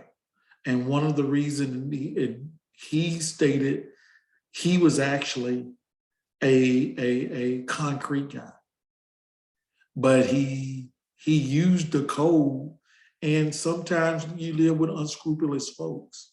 He used the code where he was using hot asphalt. Which do you think is dangerous? More dangerous, putting concrete in place or hot asphalt? Asphalt. But again, understanding that, you know, hey, is, you know, not to say that all insurance are unscrupulous, but, you know, part of what we do is they get a percentage of whatever business that they serve. So there is not, sometimes it's not to their advantage to kind of tell you about it. But I believe strength comes in numbers. The more clients you have, you know, the more sustainable your business will be, rather than having a couple of clients and if one leaves, it's sustainable. And I say this, you know, even as we talk about insurance codes, right? So I tell this story about my grandmother, right? About, for years, she had 2 phones in her house, rotary phones. And she never went to go and do like a checkup. And I encourage people to do checkups with their insurance companies, you know, just like you do a checkup with your body, just to make sure everything's right. You know, I have to put more into it. So again, she had the 2 phones, and they were charging her $6 a phone. They did that for 30 years. And then one day I decided that, hey, I'm going to take those phones out. My grandmother said, no, they're going to get me and all of that other stuff. They kept charging. I said, no, I'm going to change them out. And I changed them. She got upset. I changed them out when I went to church. And I said, Grandma, I'll handle it. So lo and behold, when I took the phones out and they kept charging them, when I said, I'll bring the phones to them, you know what they told me to do? Throw them in the trash. But they kept billing her. And the thing is, what I'm telling you, sometimes your insurance carrier keeps billing you. If you're not doing that type of work, don't get these additional charge codes, you know, these risk classification codes stuck on you. And you have to ask questions. And then when they give you that code, make them define what does it mean? You know, so you can understand. So when your insurance is calculated, it's calculated right. It's calculated fairly. So again, as we look at EMRs, An EMR is just a multiplier to adjust the industry-based risk classification based upon rate up or down based on a common ownership experience. So again, if you have less claims, your mod rate's gonna go down. If you have a if you have a mod rate of 1.50, ain't nobody gonna do business, which I can tell you that now. You have more claims, obviously the mod rate's gonna go up. So again, just that basic, this is the basic classification, but the way to get it down is those other factors, having all of those administrative controls in place. Can you, Brother Wilson, can you you made a great point, you made a bunch of great points, but the mod of 1.5, can you talk about that airport work, for example? Oh yeah, they won't touch you if you're above 1. I mean, and not just, so I represented Budweiser as well in St. Louis. So Budweiser wouldn't touch you unless you had a 0.90 or lower. There's just some clients that just don't want to take on that risk. They just don't want that associated with their name. Brand name means something. And as all of you continue to move forward, your brand actually means something. And this number, we used to call this the credit report of a business. This tells us a lot. If that number, when you walk in and you got something like a 1.5, or is this illustration, or 1 point, anything above 1, I automatically know something happened. I know right off. Then I could go and start doing some of the research to find out what happened. And if some of the stuff that you've done, I don't care where you go. If you've had a work comp claim, that claim can be found out. We ask you to put forth it in the 300 so we can understand. Then usually we find out it's somewhat training, or you hired somebody that didn't have the core competency and the discipline that they should. And those are the type of risks that we can't bring. You know, I know, like for my clients, they won't touch it. So again, understanding the exposure, understand the claim severity. Severity means something. A $100,000 injury is much different than a $100 injury. And then the frequency means something. If you're having an injury, think about it. If somebody was having, mishaps on your job every week, and you see that's how they do business, would you have them there? So again, making sure that you don't put yourself behind the 8 ball. And then, like I said, an employer's experience period is simply the period of time of which the labor hours and the claim costs are captured to calculate one's EMR. So that EMR is based off of a 3 to 5 year look. And the last year drops off. It takes a while. So if you have a claim, remember I told you the insurance company ain't gonna lose money. They're gonna keep beating you in the head till they get their money back. So again, the employers have to be mindful of this, and they have to manage this. And I get it. This is why it's important to have somebody on your team that understand what they're doing, understand how to manage. This is just as important as getting the job, making sure nothing happens. So again, this is what a simple rate sheet looks like, when you see it, and being able to figure out what some of those things mean, is actually, like I say, looking at the claims. All of the claims are there, and you can see on the right of the sheet where you see like, is it a medical claim only? And what was the cost incurred? And if it's a time loss, and you can see the time loss claim, they kind of add up pretty quickly. And and like I say, that 1.0 is derived, it looks at everybody that's in your industry, right? It really ranks all you guys that are in the industry, that same industry. And whoever is above 1, Those are the bad ones. Whoever's below 1, so it's gonna change year to year. And so, but you wanna make sure that you're in the game at all times and make sure that you're below that average so you can get the discount and you can be deemed as somebody that's respectable. And if you look at this is just 25 full-time employees, a company with a 3% project margin.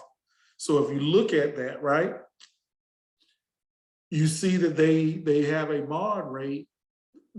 They use the F is there. That has to be mod rate or mod factor. Some people like to use the word factor. So they're paying 30% more than everybody else. Do you guys see that?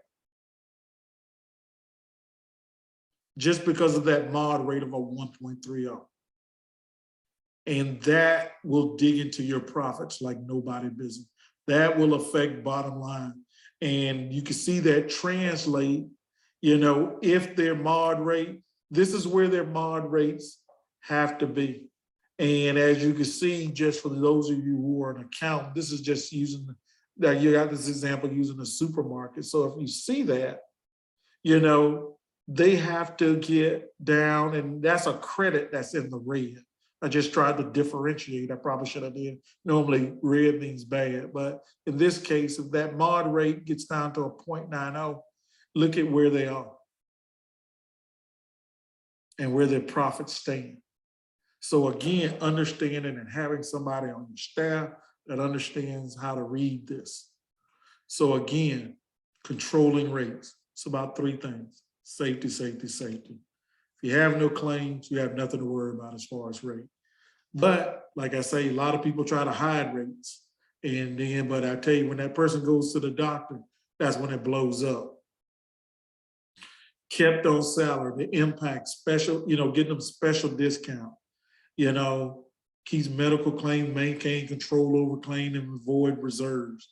Like if somebody gets hurt, and I'm gonna say this, and this is gonna sound really ugly, but in some cases, when it's a big claim, sometimes it's better for that individual to die than to live.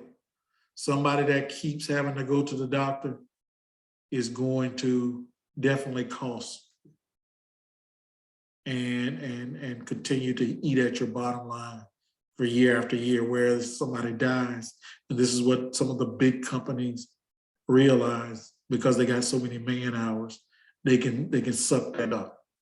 So again, lagging and trailing indicators are experienced mod rate, OSHA recordable rates, DART rates, which is days away, restricted work transfer. Leading indicators, what are you doing? Are you doing training? Are you doing the things to get people prepared so we don't have these type of things impacting us?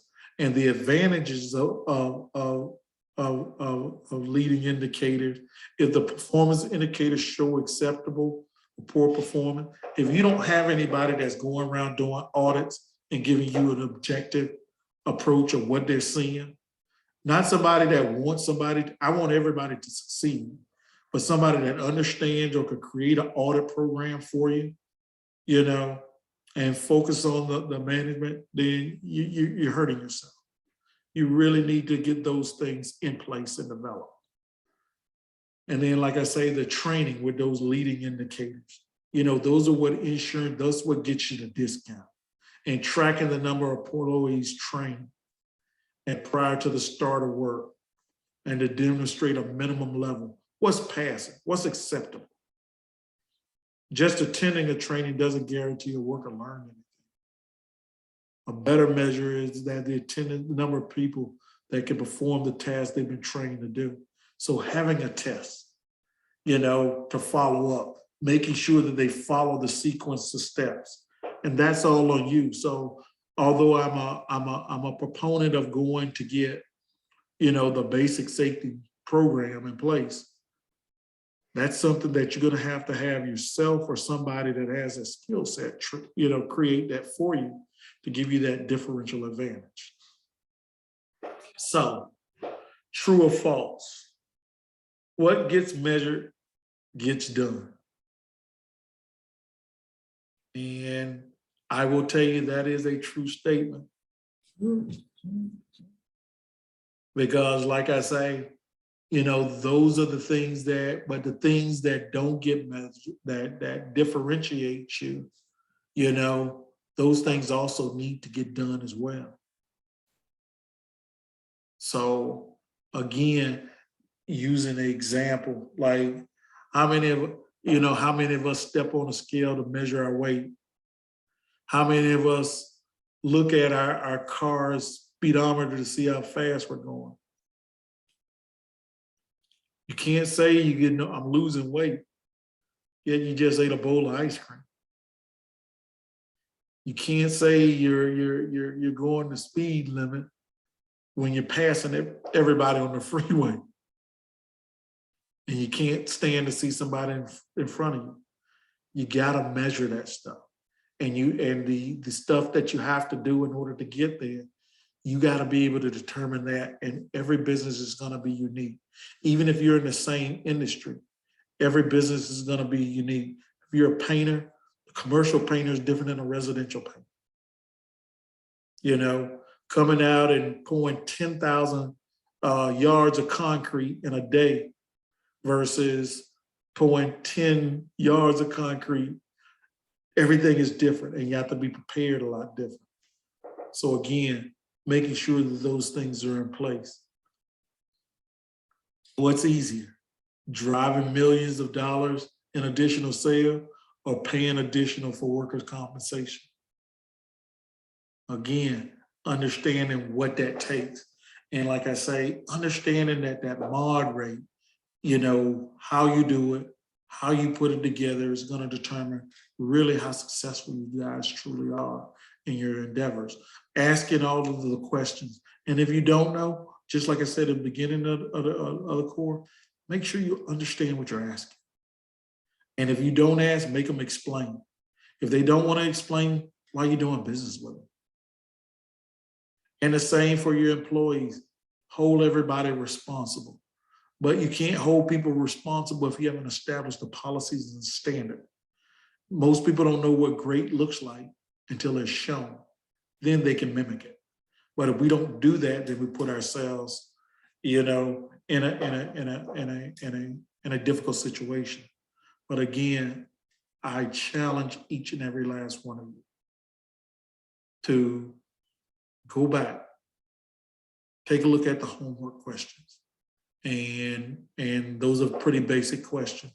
But ask yourself, what are you doing for safety? What is your budget? What are you gonna do different? How do you know good doing good and great?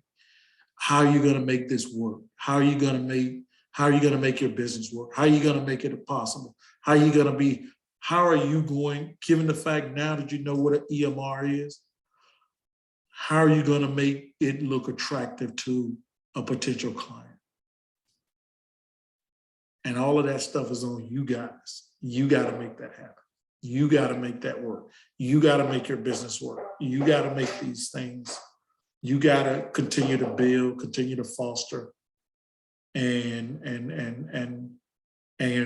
create a legacy that'll live on, you know, years into the future. So with that said,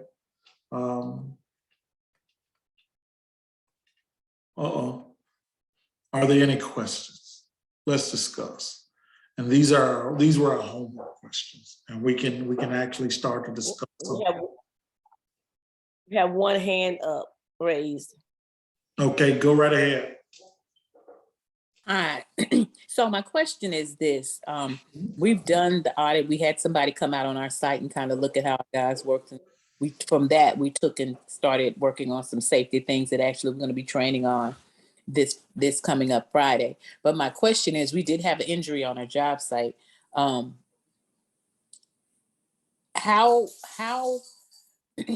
you know, when you're looking at your EMR, how does it impact you if it was like a freak accident? So when we actually talked to the folks when we were doing the claim, they were like, can you give us pictures of that? Because we don't understand how that injury happened based on your description. How does that impact your rate? Okay, that is a really, really great question, but I'm gonna ask a couple of questions of you. The person that you chose, how did you choose them to come out? What were their credentials? And what did they provide you? And then I'm gonna answer some of the questions for you. The other part is, you said it was a freak accident, correct? Mm-hmm. What did you have did you think that this could possibly happen? No. The freak accident? Right, no. So I will tell you just how the insurance companies look at it, right? Every accident is avoidable. The unsafe act, and this comes when, like I say, doing root cause investigations. And I don't know if you had that individual help you deep dive into that, to what happened. But again, this goes back to, you have to ask yourself whether the unsafe act or was it an unsafe condition. This is how the insurance is going to look at it, and this is how OSHA will look at it. Which one was it? It was, well, I don't know if you would say either one, because he kind of like twisted his ankle and fell like on flat. So he twisted his ankle, right? Mhm. So for my clients, I have this program called Making My Move. Mhm. And what it is, what was he wearing? His work boots, PPE, high vis. So when you say work boots, so how do you guys describe work boots? What's acceptable work boots? Were they Timberlands? Were they hiking Oh, no, boots? they can't wear Timberlands. They usually wear, gosh, we have a name and I can't, Ariats. They wear Ariat work boots, steel toe. We usually. So what did he twist his ankle on? That's the thing. It wasn't even. Was it a rock? Was he busy on his phone? No, because they're not allowed to have their phones on the work site. He literally. Yeah, but did you get his phone to see was there activities on his phone? They keep them in their vehicle. Okay. So again, did you do I'm playing the insurance. I'm playing the insurance company. So do you have a pre-employment physical to see if he has a pre-existing injury, maybe a degenerative? I don't. No. Do you see where I'm going with this? Yeah, absolutely. Now I'm gonna, and I get it, and these are really good questions. So thank you. The thing that concerned me was that the insurance companies kept saying, "Well, how did it happen?" That I think they were questioning whether or not we were lying, because they couldn't figure out how it happened. The only way we were able to prove that it was on the work site, first of all, I wouldn't have wanted it to be a work site injury if it weren't, but we were there. So what time did it happen? Oh gosh, I can't remember the exact time. It was mid-morning. Okay. Was it after break or something like that? Before? No, they hadn't had break yet. Okay. Hey, and this is a legitimate question. I'm just asking because this is the kind of questions that I ask when I do root causes, right? Mm-hmm. What type of pants was he wearing? Our regular, they were jeans on the site. Were they belts? Were they pulled all the way up? Yes, yes. Okay.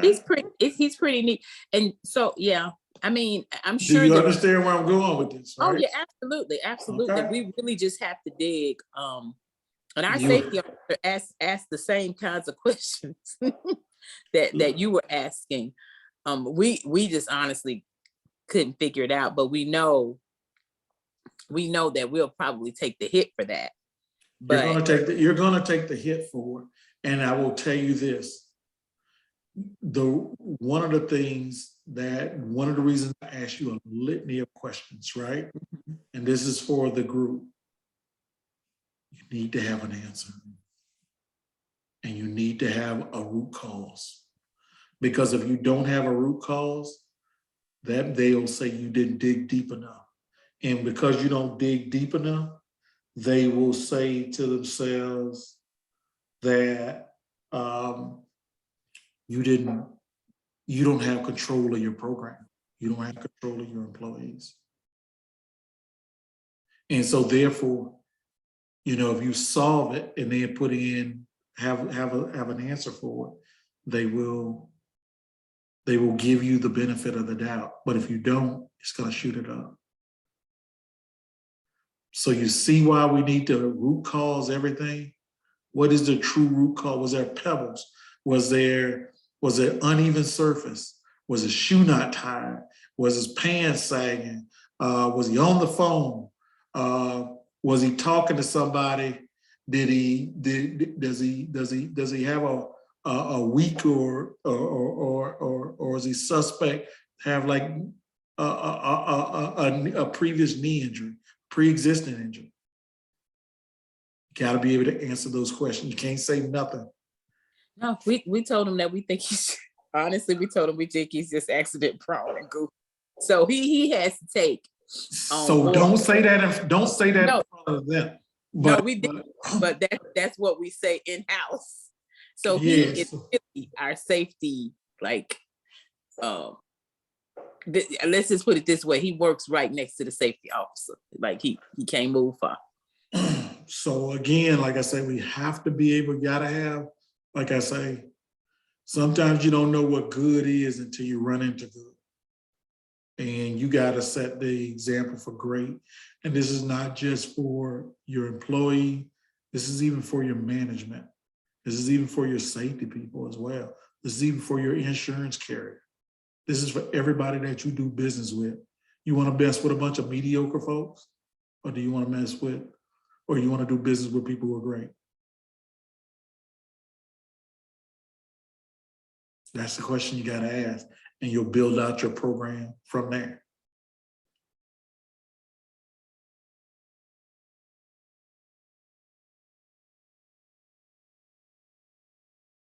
You there?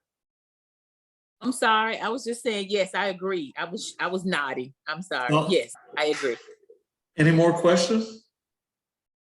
Yes, we have a question from Ms. Latasha Johnson had a chat. How to start reporting to OSHA, and do you have a certain amount of employees?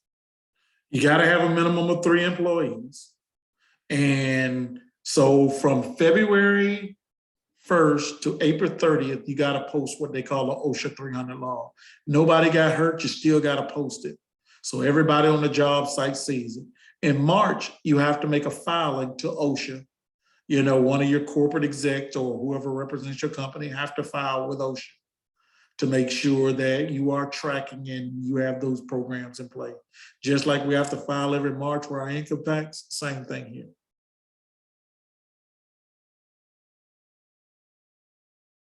I have a question to that, now when you are reporting to OSHA, that's only for employee and employer, right? Like that's the employer, yes. Right, but if you don't have well, I guess if you don't report if it's just the employer, you report for employees. I'm asking. Yes, right? You'll see it on the bottom of the 300 log. They'll ask how many average employees do you have a year? Then you'll have to record the man hours, and then they'll calculate your frequency and your severity numbers based on the man hours you put in there and based on if you have anybody listed on those 300. If you have somebody listed on those 300, you have a 301, to fill out just stating what happened to that, what happened, what was the injury, where did you take them to get treatment, and when did they get well? It's a series of stuff that not very complicated, but you have to have it in place and you have to maintain those records. So if I don't have employees yet, well, okay, I have employees, I just don't have let's say crew members yet, because you got, even if the employees work in the office, you still have to track them. Okay, that's the question. Okay.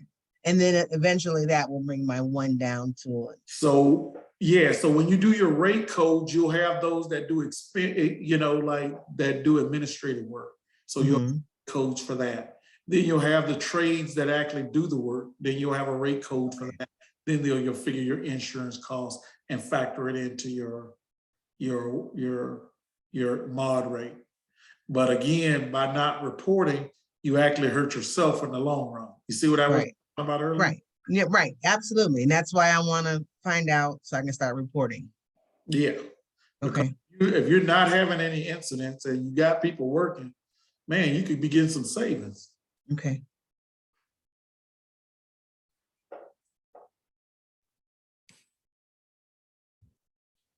Are there any more questions? I have a kind of a follow-up for the lady that had what she called a freak accident. It's not so much a question, but I'm just looking at a pre-employment medical questionnaire that that we have, and you know, I asked the HR person, why do we have all these questions? But one of the things they have on it, did you ever have knee problem, ankle problem? And in this case, I noticed the person said yes. You know, just kind of coincidence that she's saying, yeah, someone twisted their ankle. And I never questioned it. You know, they just indicate that in the past they've had. So someone like this individual we have something could have happened because they already had issues and they were prone to have something. So it's not so much of a freak, but they do have an ongoing thing going on. And I never paid attention to these until she brought it up that, yes, sometimes people have things going on. So again, it matters who you hire. And sometimes you don't want to hire a problem that will cost you thousands of dollars and wreck your business silently. You did get it for the cheap. It's no different if you say you need them. So my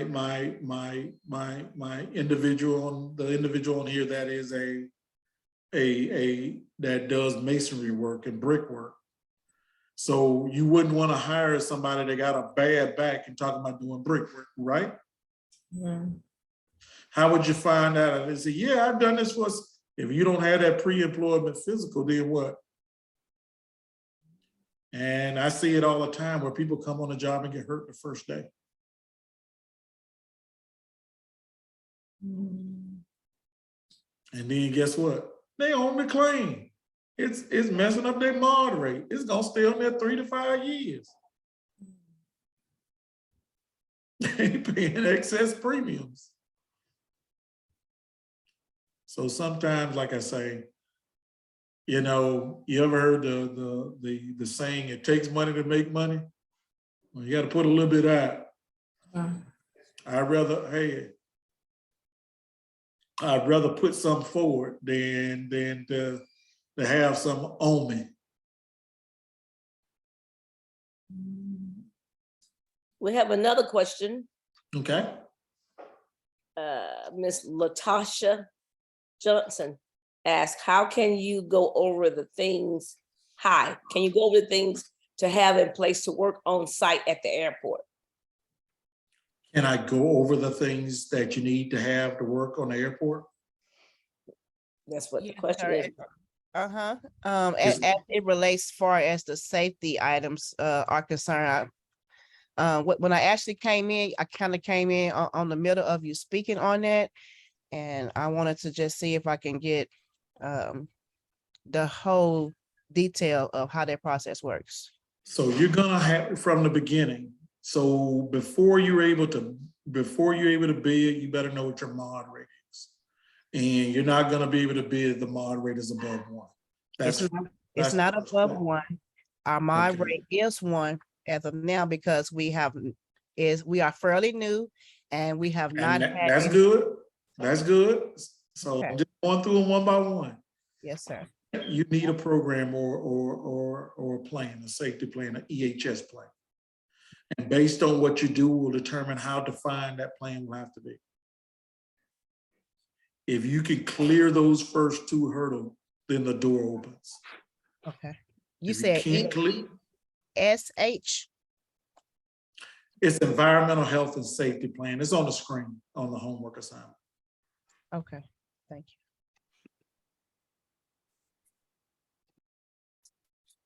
You gotta have that. And I will tell you, just getting out there, you better have well-trained, well-competent, disciplined people because it moves fast. And you'll get steamrolled if you're not ready. Okay. Sometimes some jobs, if you ain't got the resources, don't take it on. Because that same job that you thought will keep your pockets full will be the same when they run you into the ground.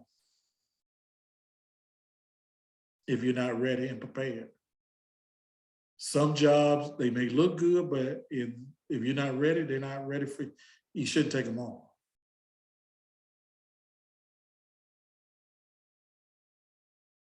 Did that answer your question at all? Yes, sir, it did. Thank you so much. Okay. Any other questions? No. Can I just say, this was really good information. And Sabrina, I don't know, this training class scared me to death. So I can't imagine what he. Oh my God, we did 2 weeks of What this. he did Just for up you to OSHA before. safety. We did 2 weeks of it. And at the end, we were certified, OSHA 10 certified, but I mean, Thomas scared the mess out of me. Yeah. With all of the stories and what has happened at the airport specifically. So we are very careful what we accept. And that last statement he made, not taking on more than you can chew, we realized we're modest and we realized our limitations. And we knew that it was much more than we could take care of. Yeah. No, a lot to think about. So I'm Thank very you so grateful. much again, Thomas. You Yeah. really saved me between you and my business partner. Wow. Thank you. Well, the pleasure has been all mine. And like I say, I'm here, I'm available. My contact information, I believe Beth has it. Feel free to contact me if you have any questions or concerns. And I'll do my very best to try to, provide you the information that you need. But again, like I say, I hope this class is beneficial to all of you. You know, a lot of times people go into it and don't realize, where the landmines and the pitfalls are. And then they go out there and they go pop. And then at that point, it's too late. But again, this is that first big hurdle. You get for this hurdle, the rest of it will come in place. But this is the one I will tell you that sinks more businesses. And that's one of the reasons that it's done first, in these training sessions, just to make sure people are ready. They think just because they're good at something, they're gonna go out there and make a whole bunch of money. It doesn't necessarily work like that. And you didn't even touch on, Thomas, the fact that sometimes people see you as a new kid on the block and they set you up to fail without you knowing all the goings on, because they know that you're a new face. And you also didn't mention if you offer your services to help write that safety plan. I know we can't afford you, but do you offer those services? So let me. So again, like I say, my contact information. Next screen is your contact information. Yeah, okay. Let me go to it. Yeah, that's my contact information. Thank you. But like I say, don't put yourself in. Don't start something and put yourself in a bad situation. Please, I encourage all of you guys. Like I say, I know many of you guys are very gifted at your craft. And like I say, if it doesn't have to be me that you call on. Actually, they got that wrong. So it's ELLA-VATION. Right there, Beth. I think they messed up the email address. You see what where is the area? This is your information.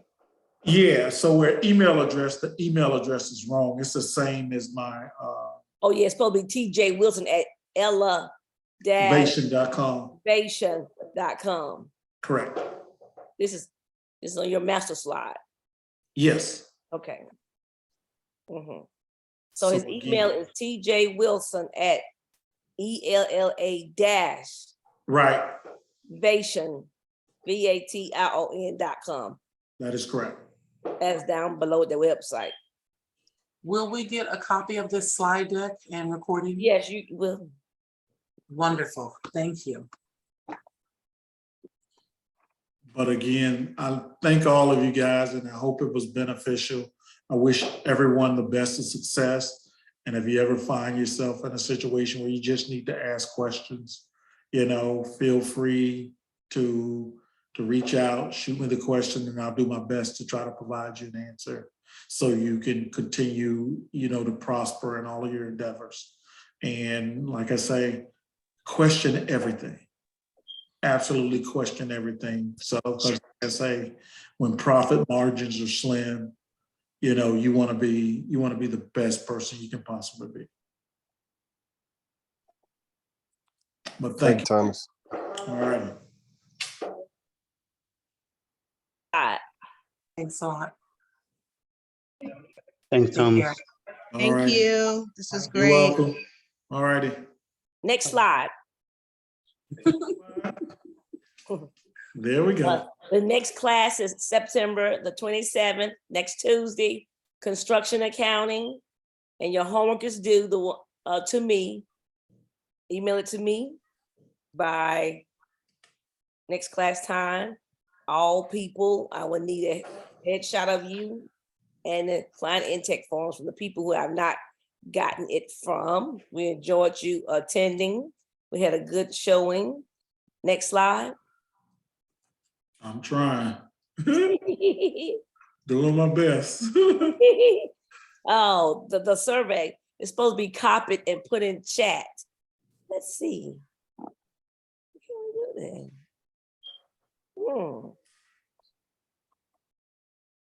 I didn't do that, did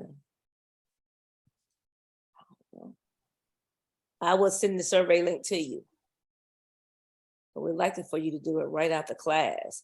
But type that into chat or somewhere else. And